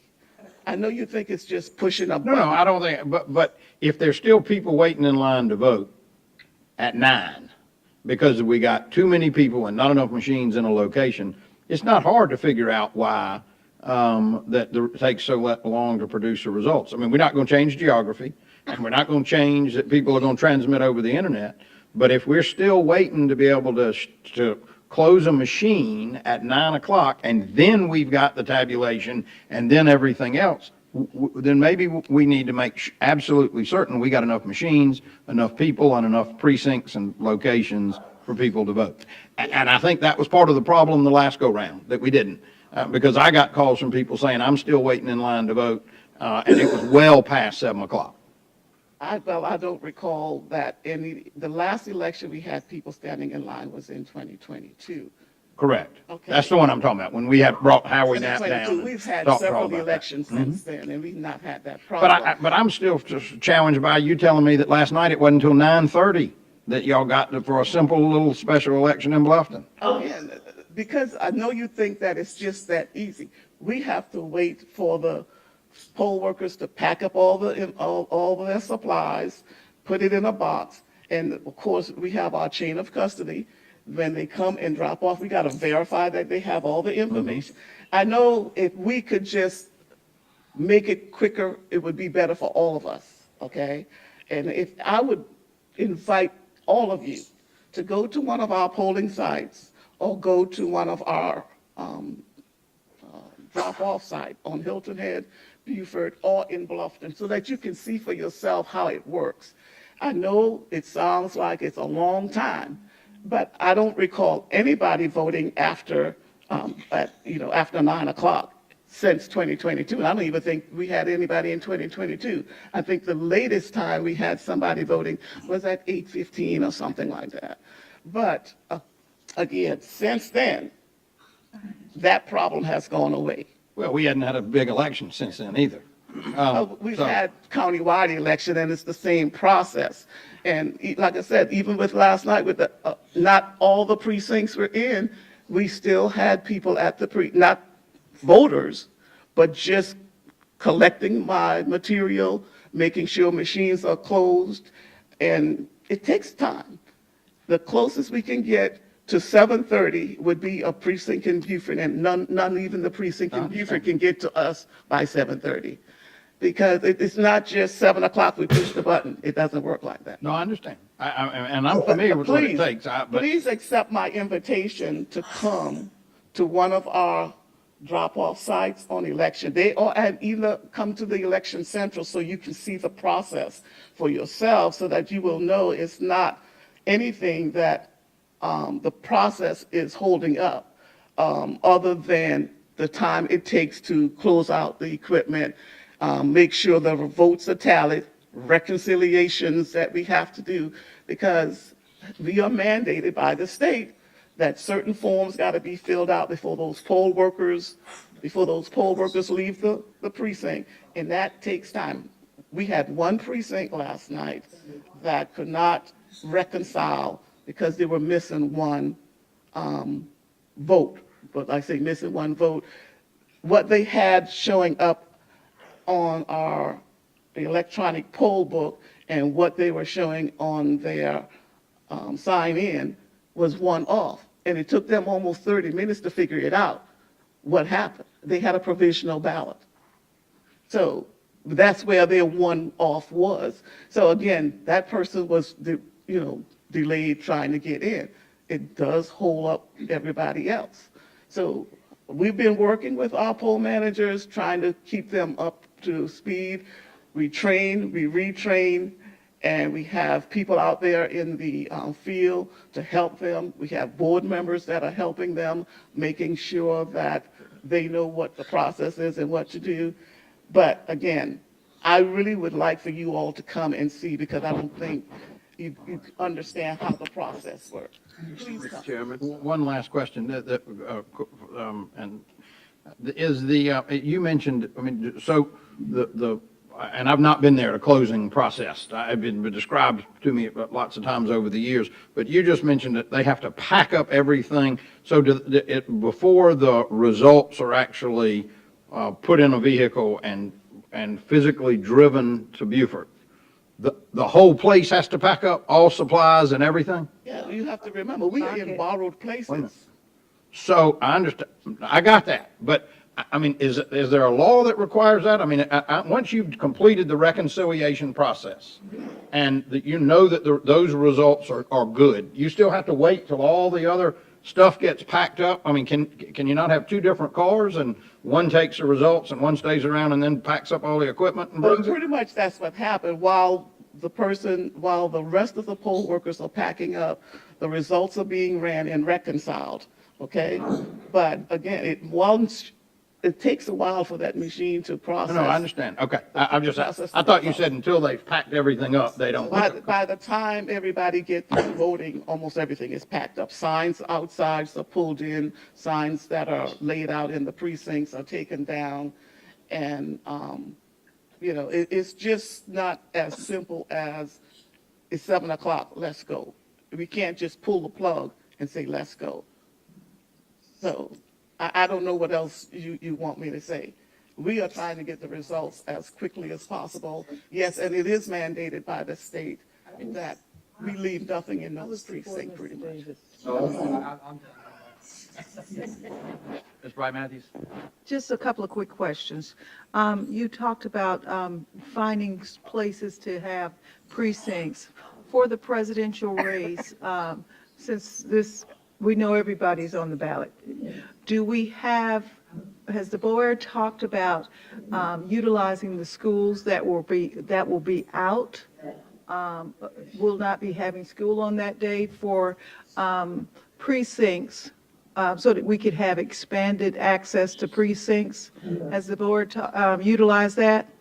Yes, sir. Yes, ma'am. Okay. The other thing is for early voting. I suspect that we will have a lot of early voting. And since this is a presidential election, has the board expanded the locations for early voting? See, because I think we have the Bluffton, right, for early voting. Then we have Beaufort. How many sites are there? We have 4 sites in Beaufort. Okay, where are they? We have a St. Helena site, which is at the St. Helena Library. We have the main office, which is, of course, have to be a site regardless. And we have the Bluffton. We're using the gymnasium. We're not using the little small area that used to be the senior center. We're using the gymnasium, which will give us more space. The Bluffton is the biggest area. And now we have Hilton Head, and we are utilizing USCB, utilizing a classroom over at USCB, which will give us more opportunities to Because of the complaints and concerns regarding the long lines and the late returns, is it state law, the times for early voting, or is that something that each board can change to accommodate? It's by state law? Yes, ma'am, it's state law. The time we open, and right now it's mandated that 2 weeks prior to the election. I got it. And the hours from beginning to end? But the state law doesn't mandate how many centers you could have. We That's can by have your up to board. 7. Up to 7, okay. So I'm just wondering if that would be a fix to it and something that we as a board wouldn't have to have any part in, but y'all would be responsible for it, or has notice already gone out on that? Well, with early voting, early voting is done the Friday before the election, so we have all of those results in the office. No, I'm talking about the 2 weeks before the election. The 2 weeks before the election, that's a part of the law as written now. 2 weeks before a general election, we are open from Monday through Saturdays from 8:30 to 6 o'clock. No, I'm just saying, we can get up to seven locations. I'm wondering if we utilize that time to try to lessen the lines on election day, so if that would help, at least doing a presidential race, if your board would consider that. We are anticipating that early voting will be very busy. That's why I'm saying, we Yeah, might need to expand the number of early voting sites. The last question I have is, I've been a part of, I've sat literally to help because we've had snafus in Colleton, and we have the same issue with Edisto Beach and waiting to get the results and things like that. My question is, I saw when I voted in the primary that now there's an extra step. What you've got to get the long sheets and put those in the machine and for it to be recorded, whereas before it seemed more digital. Is the use of that new process, the new machines, does that slow it up? No, I'm not quite sure if I understand what the process that you're talking about. They give you you sign in, and then they give you one of those cards, the long cards. That's about the size That's of the this. ballot card. The ballot card. Before it wasn't a ballot card, you went to the machine and you pressed the machine. Yeah. And then at the end of the night, the poll manager specifically would press the tally button. And, and I was trying to get to a resolution to Representative Newton's problem. If a poll manager has the ability to press the tally button, say in Defusky, is there a means for him to provide to central poll office, your office, the results of that tally button? We're in 2024. It's so hard to believe that everything has to work like the Pony Express and you have to truck it in. Well, I can't see why he would not be able to digitally transmit the results to the main office, just like the people in Edisto Beach has to digitally, they have to drive it in rather than. yeah, if you can recall, probably back up until 2019, we modem our results in via telephone line. That's against the law now. We can't do that. So that's why our processes are slowed down. So like, if Weston's running, he wanted Defusky numbers, he can't get Defusky numbers until they get to your office. Well, we can physically tell him the numbers, But but they're not. it won't be official until we get it in the system to add to everybody else. I mean, I don't know, I'm not sure how to explain that, but we post all of our elections results every election at every location. So anybody who wants to see the results can see the results from that particular location. You just won't be able to see the cumulative one, okay. results until everything is processed. But the State Election Commission, we work closely with them, and policies and things that we implement, especially the reconciliation form, is something new because we have to verify that every vote has been counted and everybody is accountable for every ballot that's been issued to them. So we can't leave election night. Even once the poll workers come in and they just can't figure it out, we have to justify why that number doesn't add up. And that's just a part of the process. But I don't know what else I can tell you all, that we have implemented lots of changes since the 2022 elections. And I'm sure you've been updated on those changes because I know you speak to some of our board members on a regular basis, so you know some of the answers. And we as a board, we are working on trying to address that issue almost daily. Representative Rivers? Thank you, Mr. Chairman. Ms. Smalls, I guess mine is more of a reflection from having worked as a poll manager. And I remember the days when it was even longer back with the little cards and all that kind of stuff. But I think the goal of making sure that it's effective and efficient and that it can be trusted by the public, I do believe that's your goal, and your staff, they've been doing a pretty good job considering the process that they can't alleviate, because if they did that, then people would be concerned about whether it's fair or not. So I think time has its benefit, whereas haste has waste. So I think you guys are doing a good job. Well, thank you. Again, we will do our best to try and get our results in quicker. Again, there's very little I can do when we are waiting on equipment from Bluffton and Hilton Head, and especially Defusky. One thing that you all can do, I can make a recommendation, is allow us an opportunity to vote, to count, or to tabulate early voting and absentee ballots early. It's not going to happen, right? And so we have to wait until 7 o'clock. Not because of you, just because of. We have to wait now until 7 o'clock. And I can tell you this, the more votes that are in on those tabulators, the longer it takes to process. Thank you. Thank you, Maria. So I'm sorry. Yeah, that's not your. Matt, did you want to add to this? We're saving some bullets for you too, man. Okay, thank you. I'll try to be brief. Thanks on the equipment, the voting equipment. I'd just like to make a comment. Thanks to your efforts to help us get new equipment for the 31 new precincts.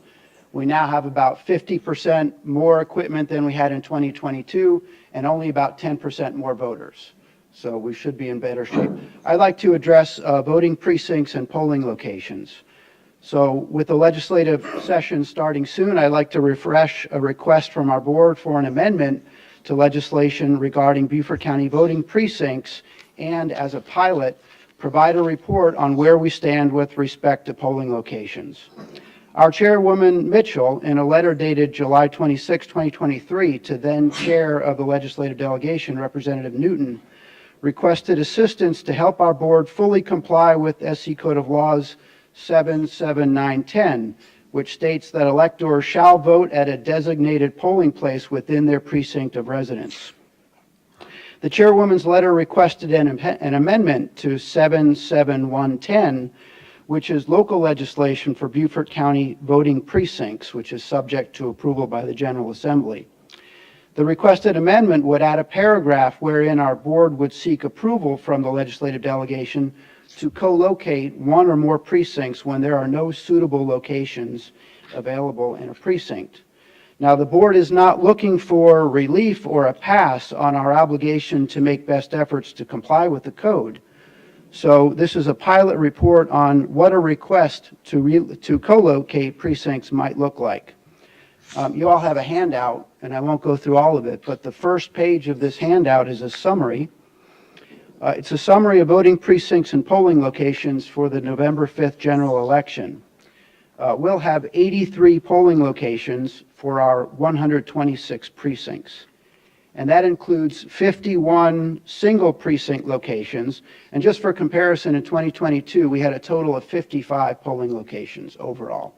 So for November, 51 single precinct locations. We'll have 25 two-precinct locations. All but 2 of those are immediately adjacent precincts to each other. And many of them are a result of splitting precincts in 2024. For example, Indigo Run, Rose Hill, and Belfair, they used to be one precinct. They were split in half, but those communities still vote at the same location within the community. We have 5 3-precinct locations, and 3 of those 5 are voting locations within the same community, Hilton Head Plantation and Sea Pines. And finally, we have 2 5-precinct locations.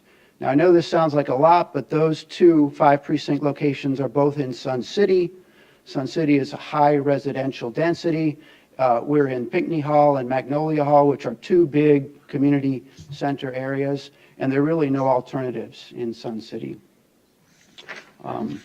So we know of 3 opportunities for new polling locations next year, but for the rest of Beaufort County, we believe that the best reasonable efforts have been made to find suitable polling locations in every precinct. So this is the type of report that we would expect to make in the future prior to requesting approval from the delegation to co-locate precincts. Now, for reference, I did a quick review of the about 2,000 polling locations in the state of South Carolina. So in 46 counties, 34 of the counties are pooling polling locations. So we're not unique in our situation. Our chair will likely provide an updated request for an amendment to section 77110, and we would appreciate your consideration. I got a quick one, Matt. Thank you for all the work you've done. I've seen you on polling day in a manic state, running around from spot to spot. And I've also seen, I'm not so sure it's the number of machines that's the bottleneck as much as it is trying to process the people through. Could you verify that for me? Or am I wrong that we're short of machines, or does the process slow the voting down? Well, we believe that in 2022, we were short of the ballot marking devices, And again, with your help, we've gotten about 50% more equipment. The 2022 ballot and the 2024 general election ballot are not that different unless in that we have referendum questions, and those are very time-consuming for voters, particularly if they're not prepared. So the bottleneck in the past has been getting throughput of voters through those ballot marking devices. The check-in and the scanning at the end goes quickly. I have seen them take copies of the referendum and pass it around to the folks before they vote. Is that a common practice? That's something that we tried in 2022 and perhaps before my time. I think that's a great idea. And we will do something like that. We'll certainly be posting all the questions at every voting location. Okay, good, thank you. Thank you. Matt, thanks for what you do. Seriously. Okay, next we're going to go with the PARD funds. Amanda, thank you.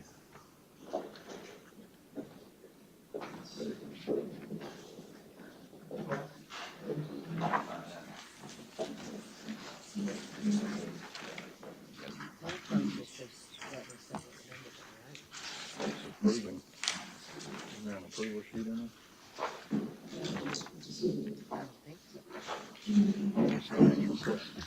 What's that page look like? No, we don't have any? I don't believe we have any requests. Okay, no PARD funds? No All right. PARD funds. There's just information, Mr. Chairman. All right, now, we got the CDNR. Thank you, Mr. Chairman, delegation members. I'll try to be brief as well. I think Ms. Maxey's probably provided y'all a copy of our request for this year's water rec and game and fish funds. Out of game and fish, law enforcement has 3 requests. One will be a Polaris ATV for the unit here in Beaufort. Currently, they have 2 four-wheelers, with one of them being 11 years old, so we'd like to update that. These four-wheelers are used obviously in enforcement, but they're also used in search and rescues. You know, we're help out many municipalities and the sheriff's office with any kind of search and rescue. The vessel is a 19-foot War Eagle John boat that we use in shellfish enforcement. Some of our smaller creeks, everybody's aware of how much waterways we have in Beaufort. So this boat also provides a platform, a safe platform for our officers to work, you know, our freshwater rivers and the tidal creeks. MRD, our Marine Resources Division, has 2 requests. One is for an oyster shell purchase. That's to purchase shell out of Florida or Alabama. It usually comes out of one of those 2 places, and it's to replace 15,000 bushels of oyster material on the banks in 4 state shellfish beds, one being Cheechesee River, the second being Broad River, east and west of the bridge, the third being at Trunkards, up into Station Creek, and the fourth being at Coffin Point, out near St. Helena Sound. So the money there would pay for the shell and the shipping of the shell up here and to get the shell deployed out on those 4 state ground areas. And state grounds are used by both commercial fishermen and recreational folks throughout the year when it's open. And then the second request is for a mapping program. It's to update the map, so there would be an interactive map. It's a 70-30 agreement with NOAA. And what it does, it'll be a very precise overflight from NOAA of all the shellfish beds in South Carolina. So what MRD advised me they did, they took the shoreline of Beaufort County, and that's only the portion of Beaufort County that we're requesting, you know, out of the Beaufort water rec funds. It is just for the tidal creeks in Beaufort. Charleston, Georgetown, they'll do their portion, you know, where the requests come from as well. But it's for a really detailed map. This hadn't been done since 2005, so it would show all the shellfish beds, and that's all the requests that we have this year. All right. Any questions? Brandon? Thank you, Mr. Chairman. I do have a question. The outside foundation and what they're trying to do with oyster reclamation, are they part of this at all? Or the shell purchase of $131,000, where do you get the shells? So most of the shell, I'm informed, it comes out of Florida and Alabama. So they have to get the shell delivered up here. And then DNR does use their barges and their folks to deploy, and they also go out and, you know, monitor the sites and see which particular shellfish beds actually need, you know, the shell, the most for the whole. Well, let me tell you the reason I was asking, because the outside foundation is trying to kick off, or they have kicked off a oyster shell reclamation program. And I would think that if we could keep some of that money in Beaufort County supporting their program versus paying somebody in Alabama for their oyster shells. So I'm not familiar with the outside foundation. That Okay, miscommunication was on my part, but I can get that answer and get it to you for sure. Well, it's not so much that I need the answer, but as much as if we have something that we're doing in Beaufort County to reclaim oyster shells, and we're trying to spread this program across the state so that they're reclaiming oyster shells from restaurants all over the state, and we need oyster shells for your work, I would like to tie those two together somehow so that this $130,000 goes to a local organization versus going to Alabama. Right. That's, And just to follow up on, I know we have our SCORE program, which is where we do have collection, or, MRD does have collection sites up and down the coast, for the public to come and dump their shells. There's one at Fort Johnson, but they are scattered throughout the coastal counties along the coast. And it allows restaurants, whoever, chooses to dump the shell. It's just that doesn't keep up with the need for the amount that we need to be planted. so let me ask you, would you be willing to work with me to make an introduction to the outside foundation Oh, and absolutely. see if we could cause some of this money to remain in Beaufort County if possible? I mean, I'm not trying to stop what you're doing in any way, shape, or form. I'd just like to recycle the money more in the local market if we could. Okay, thank you very much.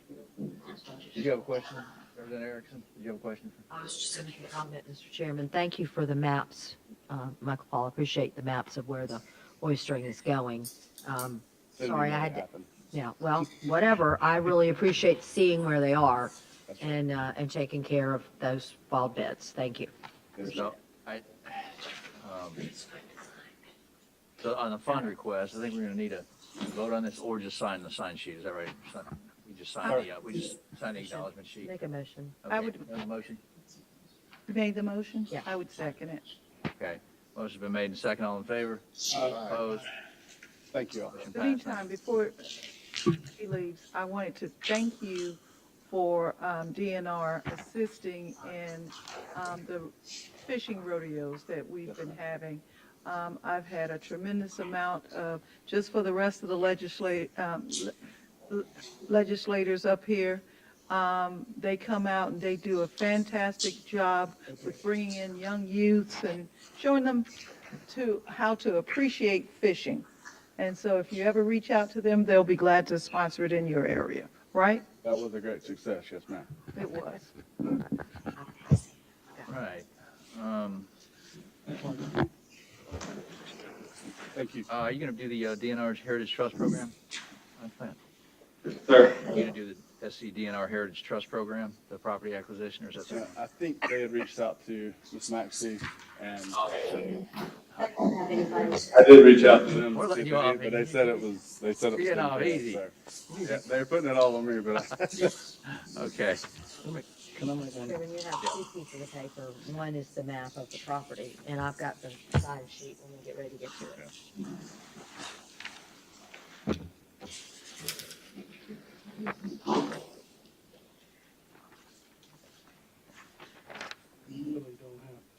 Yes, we can. All right, we're gonna move to the tail end of this, which might take a little time too. We're gonna do the boards and commissions. All right, well, who's?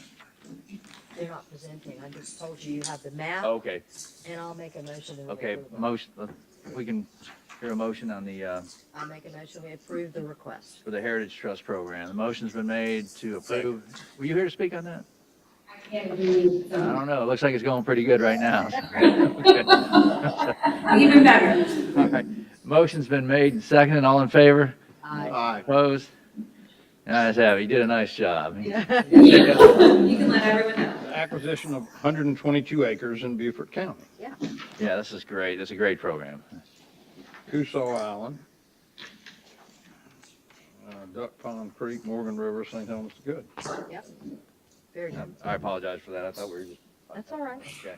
All right, so boards, we'll move to boards and commissions right now. Yep. On the Beaufort Jasper Higher Education. We've got 4 expired terms, 5 applicants received. We have a motion.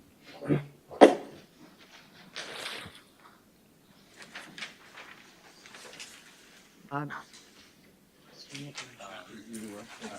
make it, because I'll need you to paperwork. Which one are we doing? We've got 4 expired terms, Mr. Chairman, if I may. Yes, sir. And for reappointment, Jane Kaiser, Dr. Brenda Litchfield, Dr. Larry Rowland, and John Fraser. They're all currently serving and all, it looks like, are seeking reappointments.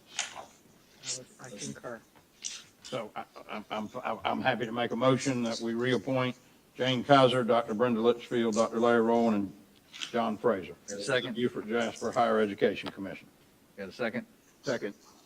All in favor? Aye. Opposed? Okay, it's done. Actually, if we get way ahead of you, let me know. I need to make sure that the record reflects that I have to abstain on Dr. Rowland. But other than that, I'm okay. Senator, there'll be a sheet coming around and you can make a mark on I it. just wanted it, Got it. You're gonna do it. I got right it. Got it. Okay. Next up is the Beaufort Jasper Water and Sewer Authority. Okay, we're gonna pass over that. Okay, Beaufort Jasper Water Sewer Authority. Yeah, I'd like to make a motion that we accept the slate of Carl Kirkpatrick, Grady Woods, and Roger Bright to fill the 1 expiring board seat and fill the 2 expired seats. Okay, I'll second. Okay, go second. Thank you, Mr. Hager. Any discussion?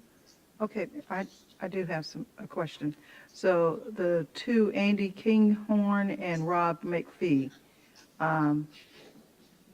that's a county council nominee, and they were seeking reappointment. So these are new appointees. Yes, ma'am. Okay. Okay. All in favor? Aye. Opposed? Motion passes. I mean, I guess we'll pass it with the signature sheets. Okay, the Board of Voter Registration and Elections, Beaufort County. Mr. Chairman, thank you. We got 1 vacant seat and 3 expiring, terms expiring at the end of the year. So I would move the reappointment of James Backer, Don Cooper, and Elizabeth Johnson.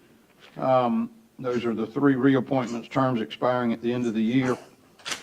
And the appointment of Michael Sawicki. I don't know if I got that right. Sawicki. Thank you very much. I apologize. To fill the vacant spot.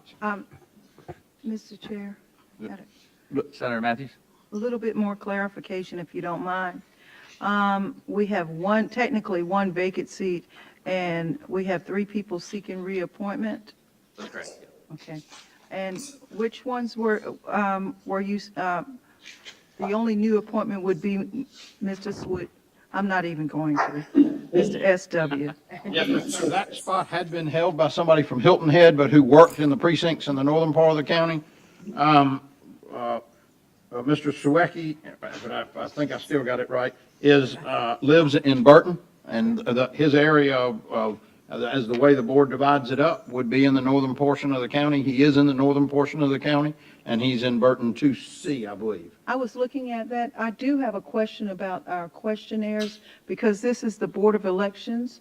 Mr. Chair, isn't there a requirement that we got from the governor's office that we have to ask how they affiliate themselves as either, I'm just saying what happened in Colleton County, since I was delegation chair for the last 8 years.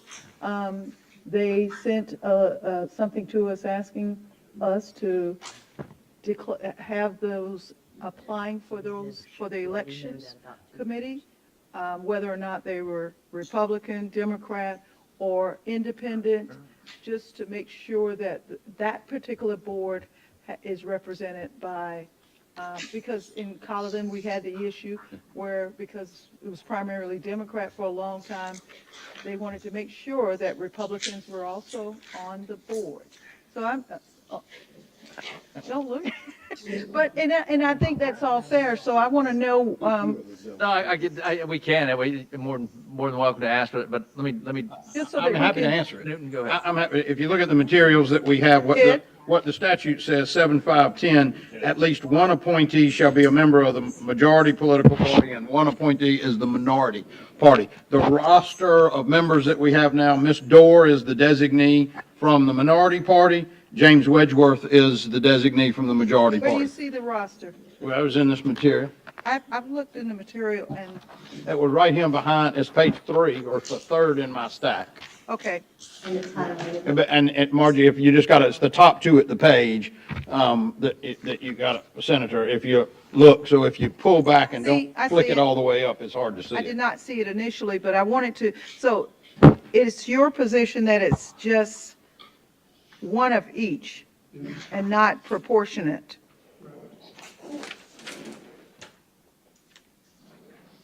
Yep. Okay. And let me say too, that I think the chair of that is a Democrat as well. So, I think we're pretty fair over here.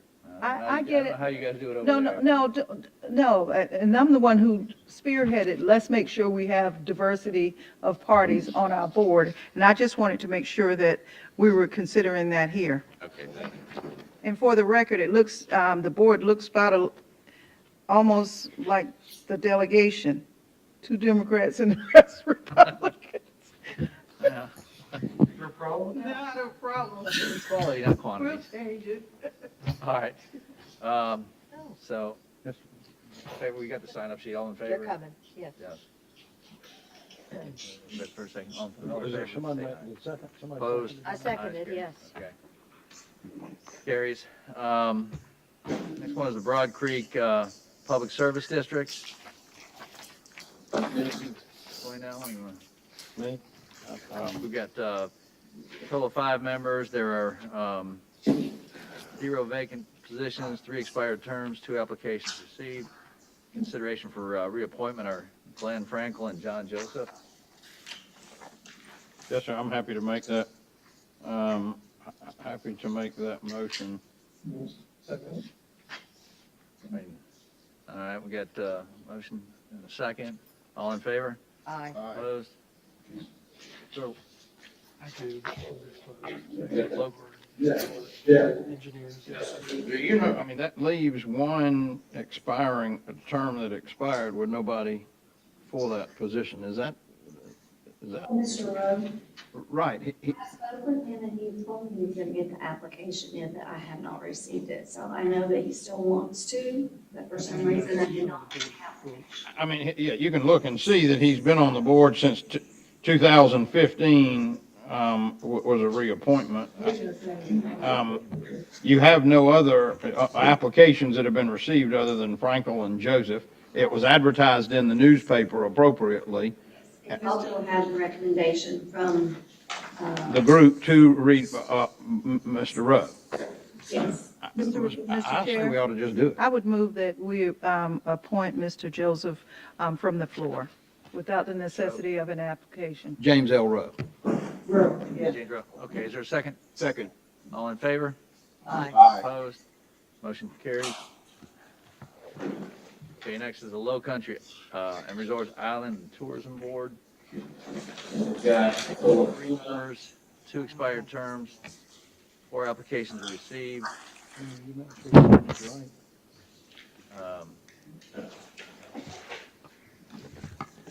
Anybody had any conversations? I had to have a conversation with Pete on that. Mr. Chairman, I'm a little backlogged here. Can you? Yeah, okay. I'll tell you what, let's just hold. Can you hold on for 1 minute? Yeah, absolutely.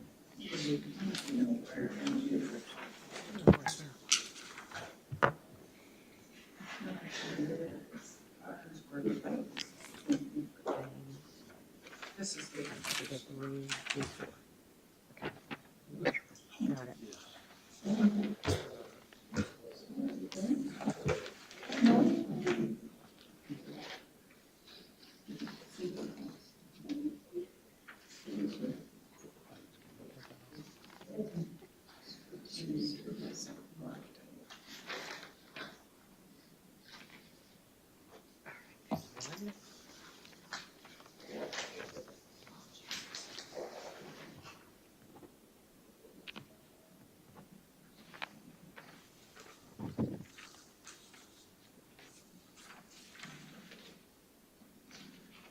While we're waiting, there was a lady that had called earlier from Palmetto Bluff, I believe, to talk with DNR. Is she in here? Okay.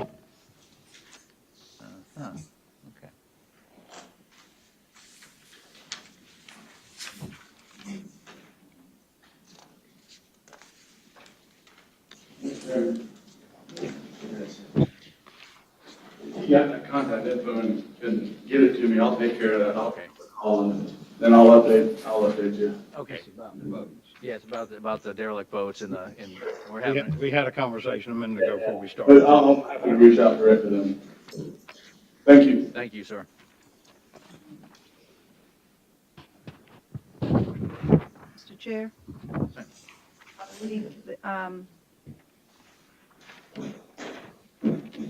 We have to consider, well, I would ask that we reappoint, I would move that we reappoint Robert Wells and Ariana Pernice, and new appointment, Amanda Jones.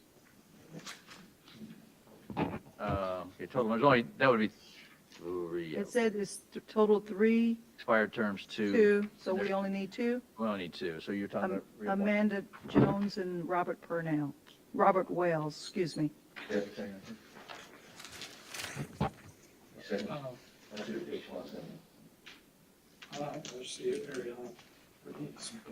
Huh?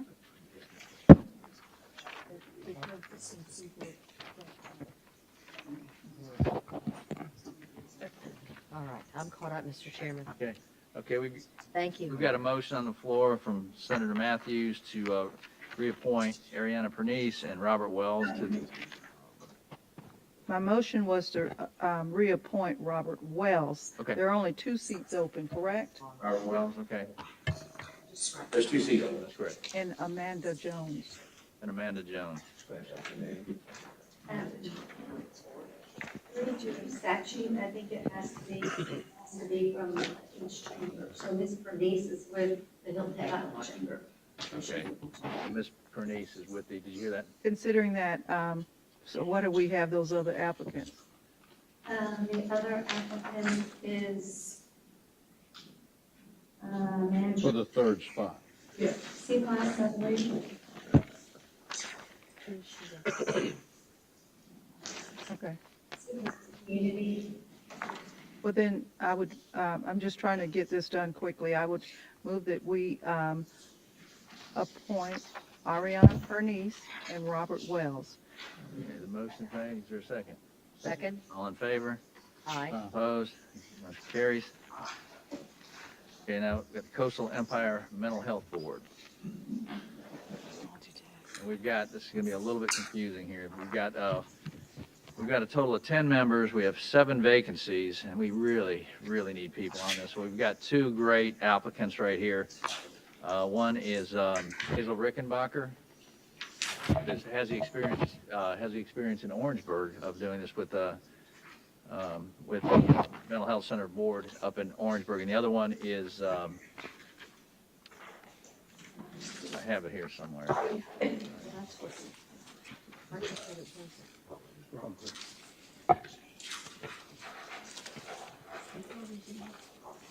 No, I just threw it right there, sorry.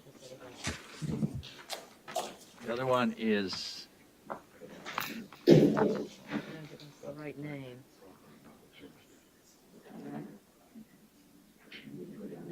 All right.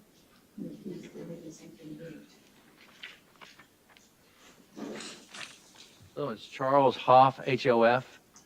And I have the, I think it's, no, it's, I don't like to see that. It should be in your packet, but we have 2 that have applied for this out of 7. Can I get a motion on those 2? Motion to accept the 2. Mental health. Okay, so got a motion and a second. Any discussion? Shannon, any discussion on the mental health? I'm sorry, Mr. Chairman, I only have 1 application. So I need the name so that I can do our paperwork, please. Okay. It's Hoff.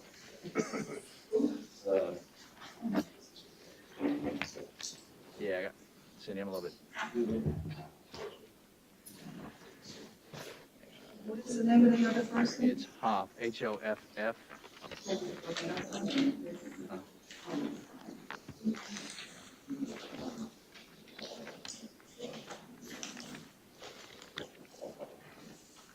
And Cindy had given me, this is totally my fault, Cindy had given me the resume on the way in, and I think I just didn't know.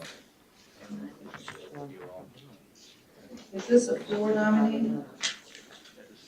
No, he put in an application. For what? This thing? First one? Yeah.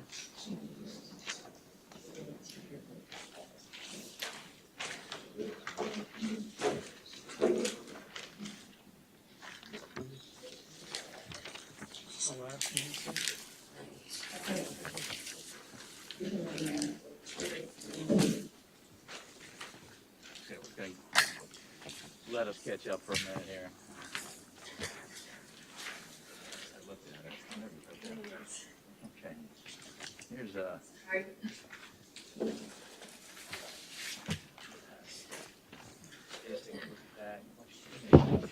then what, can you pass this way, you all take a look at it.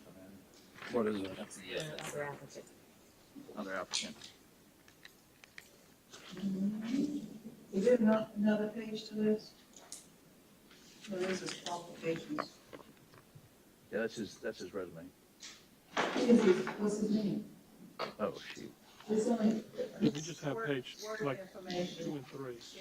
Okay. You talking about this right here? Yeah, do you have another front page on that? No. But I'm just delighted that we got 7 vacancies and we got somebody who has an I'll get it to you extensive in a second, military Margie. background who's willing to participate. This is one of the most important issues facing us, and it's a shame that we struggle to find people that are willing to serve. Yeah, I know, and if we can just put that out there too, I mean, I think it's no secret we're having a mental health crisis in the state, in this area, but if we can just put it out there where, This is a good resume, thank you. it's a very good resume, yeah. Yes. If we can put it out there to get more members on this board, we certainly need them. So do you need, have you got a motion? Someone like to make the motion?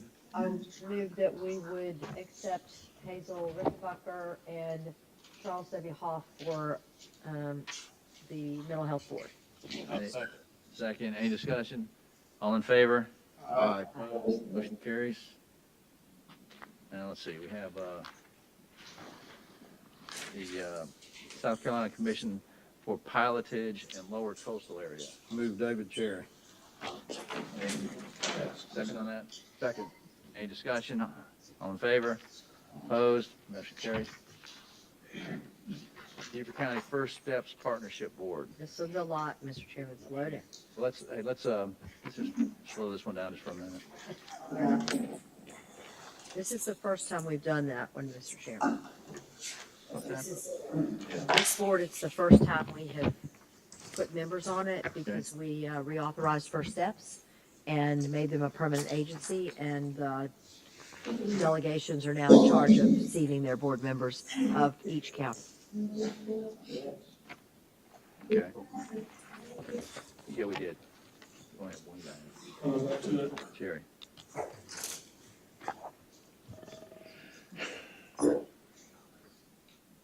I'm sorry, what? Did I mess something up? No, too good. You asked one, that's what I was asking.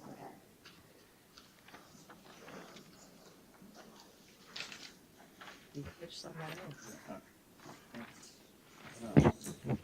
I missed, let me know.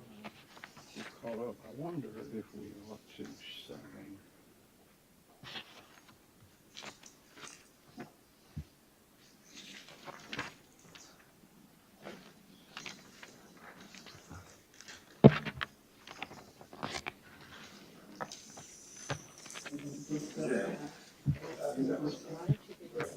Yeah, let's just catch up on this one. We'll go First Steps. Hey, Jeff. He was just asleep.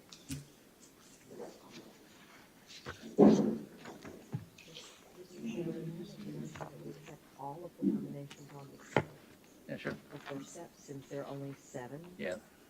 And there are 7 names submitted. Yeah.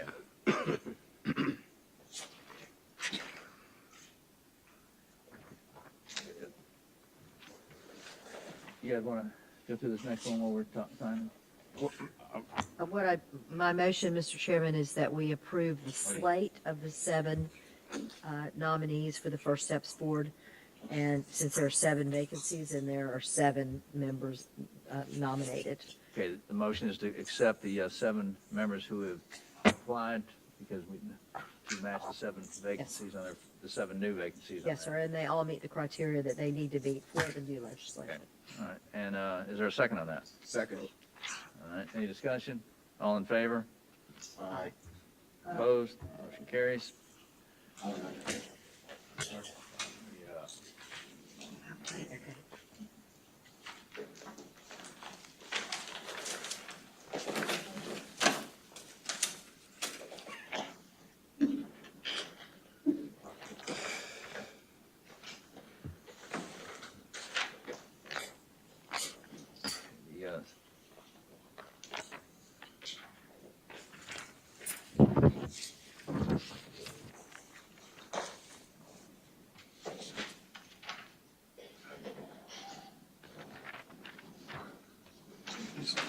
Chairman, I'm happy to, if you.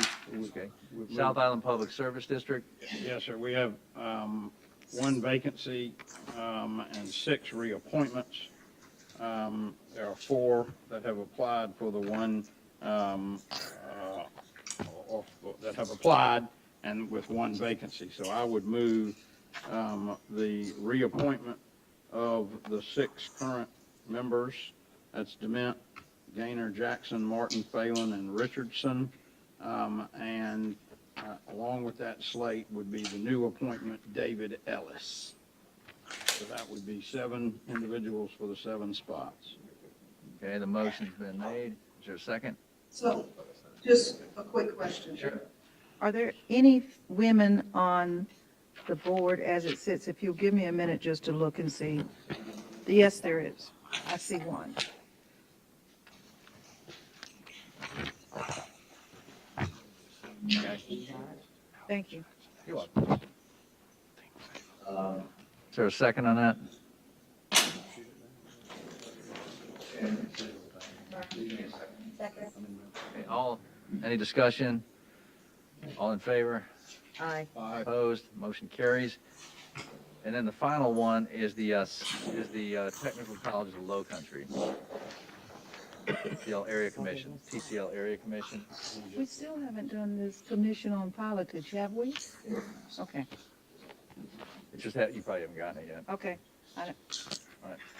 TCL. What else you want to do? Oh, Lord. We've got 1 opening, and 1, well, we only have 1. We put Miss Rickenbach on something a minute ago, and we've got Mr. Dominic, and so it looks like that's going for a reappointment. And that looks like we will still have, one more that we One need vacancy. to make. I also just note, when I look, it looks like Mr. Boozer's term expired in 2022. Is that right? That's what I'm showing here as well. So, I mean, my motion is to reappoint Randy Dominic. It says nominated to board.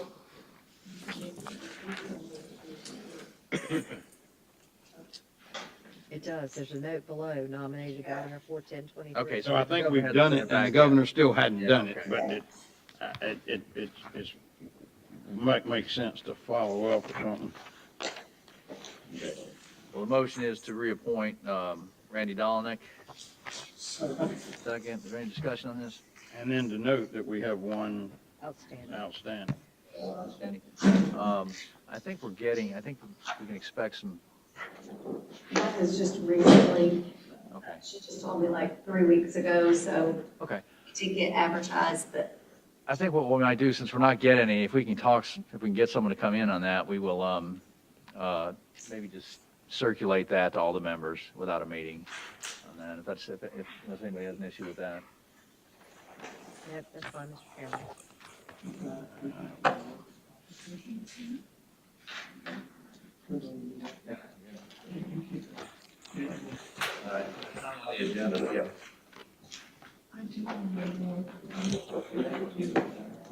There's nothing for us to do.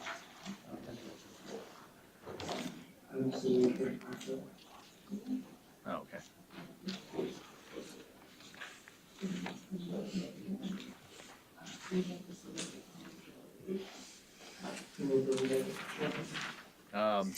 Yeah, let's catch up on this so we can do that. That will be the, then we've only got a couple other issues.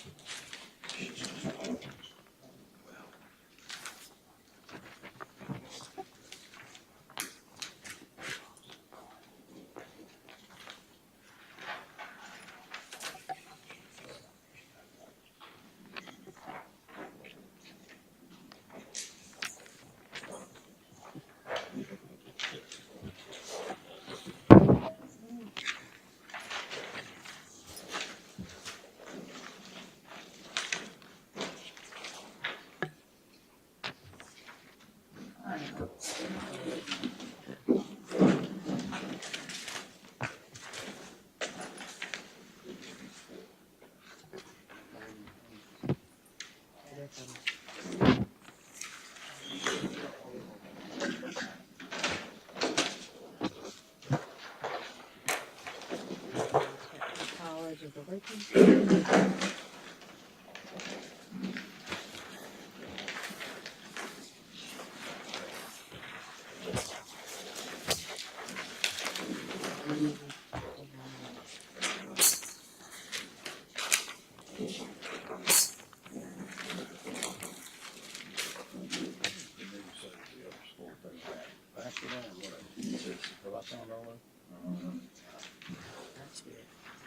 Y'all bear with us for a minute here. It's a lot A lot of paperwork. A lot of entries.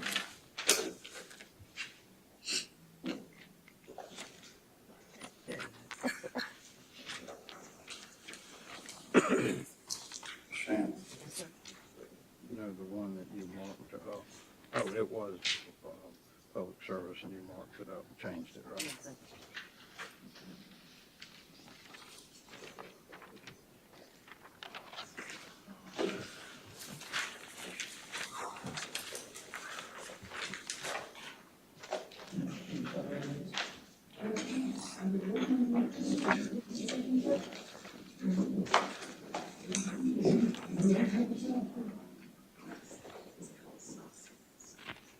There.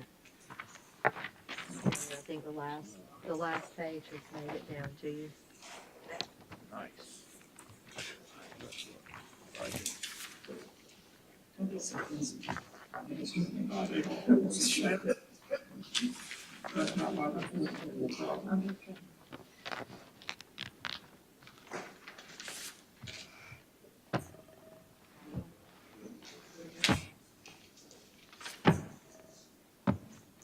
Affairs Office, Dr.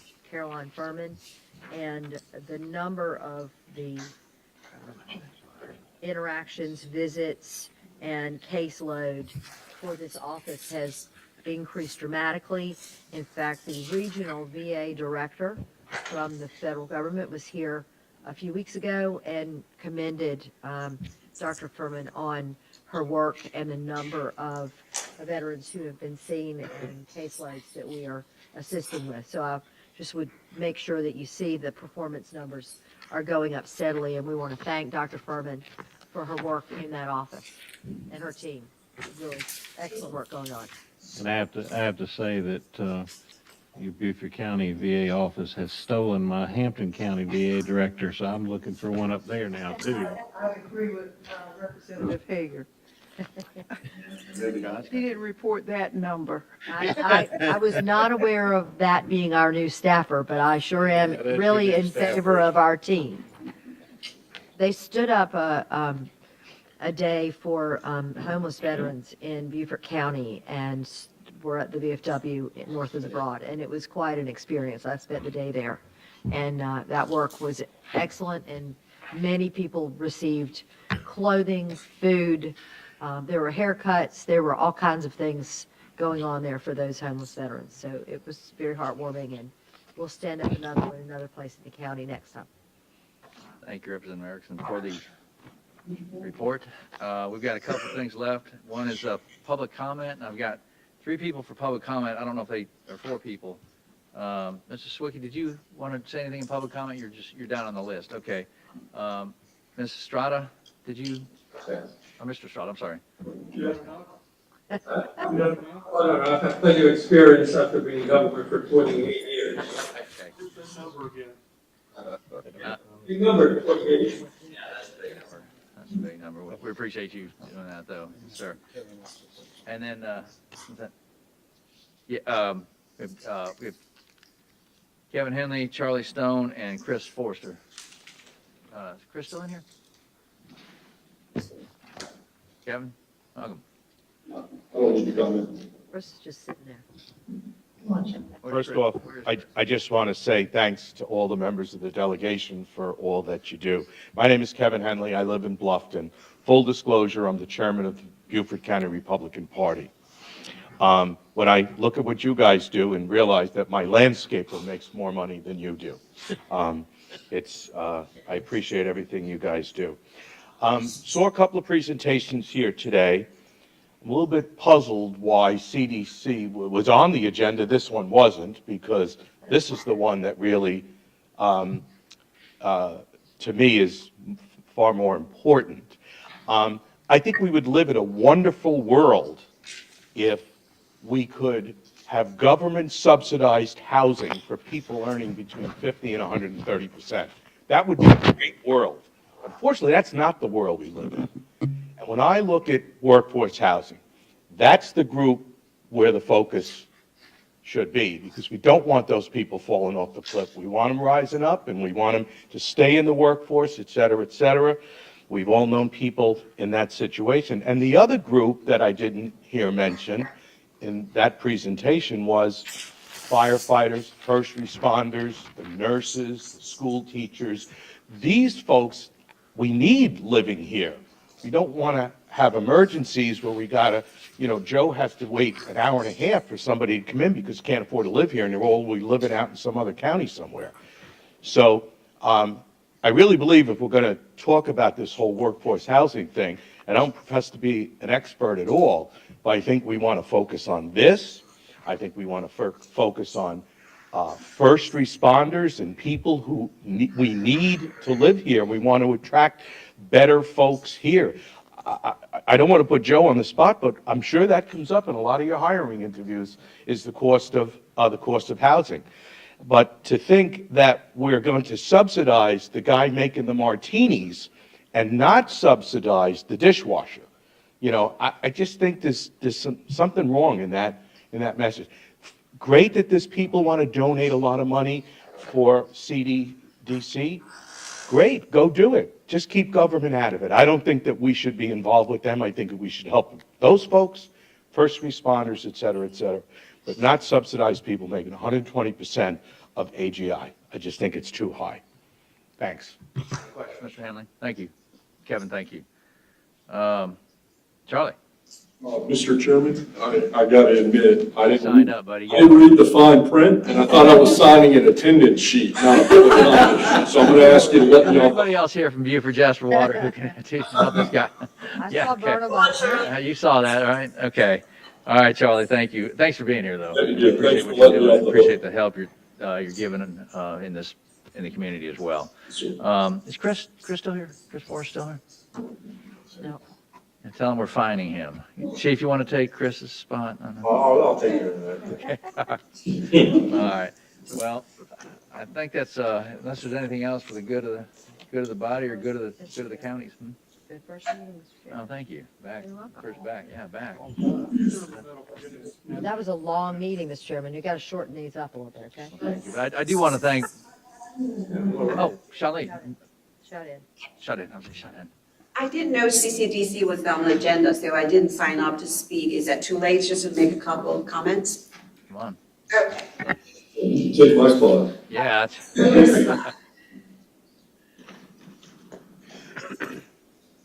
Just to follow up, my name is Xiaodan Li. I live on Hilton Head Island.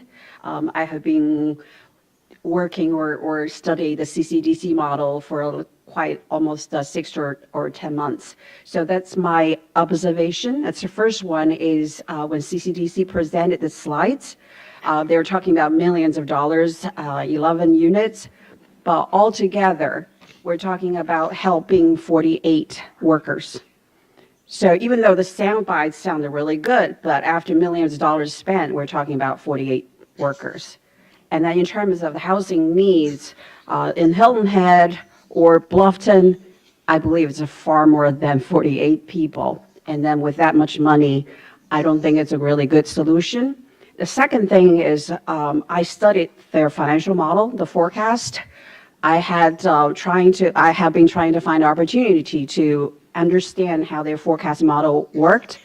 One big hole is when they're talking about 50 to 120% AMI, we're talking not only subsidizing people making $130,000, but also in order for them to compensate for the 50% AMI, they're charging rents that the rental cost actually is higher than market. So that's how their financial model would work. I don't think in reality, people will pay for government subsidized housing actually costs more than the market rate. So that's fundamentally the issue with their financial forecast. And third thing is based on the workforce housing bills that passed by the General Assembly, I think you want to target both rental as well as home ownership. CCDC essentially is going to buy up affordable housing for working families in those working family units and turn it into a 99-year deed restricted rental units. I don't think it will satisfy the spirit of people wanting to live and work in the location they're going to rent or buy. So I think it is not, it doesn't fit the spirit of your workforce housing bill that essentially you squeezed out working families or first respondent people that they should be able to buy instead of being squeezed out by government subsidized, whatever you call it, nonprofit.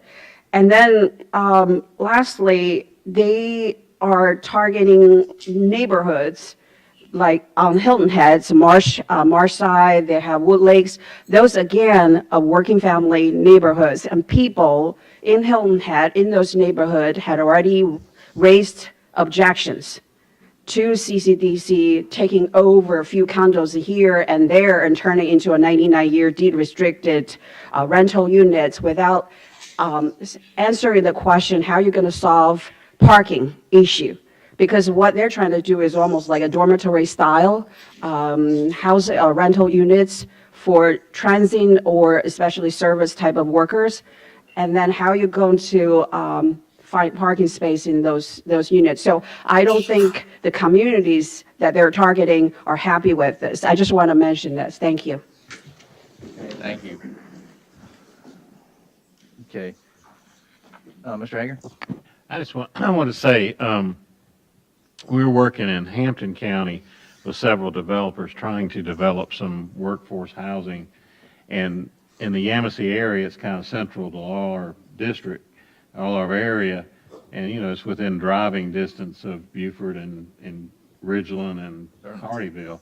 So we have several developers up that way that are trying to do something with workforce housing to help our whole region. So there's some real interest. We got plenty of land on that in that county and lower costs. So we're looking at our firefighters and our teachers and it's within driving distance. Now it doesn't help Hilton Head very much, but it helps some of the rest of the district areas. So I'll tell you anecdotally, I do workforce housing, develop that, and we've had a lot of calls from out of state of people wanting to know what it's all about so they can move down here. But and that's an issue in itself. I mean, I think the reason behind all this was to have the workforce that's already here being able to afford to be here. So I guess we'll cross all that when we get to it, but anyhow, any other comments before we? Right, Matthew? It's more of a question.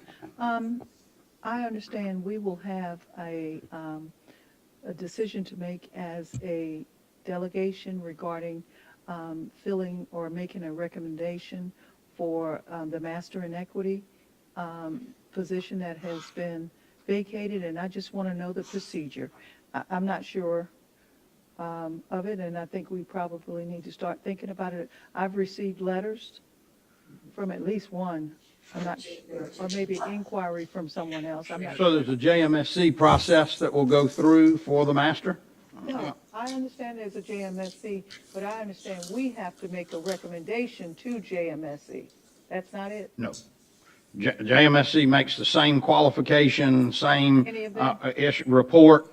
We can't commit, just like every other judge, until that report comes out, still subject to the old rules. And when that comes out, then the delegation from the candidates that are nominated and recommended, whatever the two categories are in the report, we then would have a decision to make.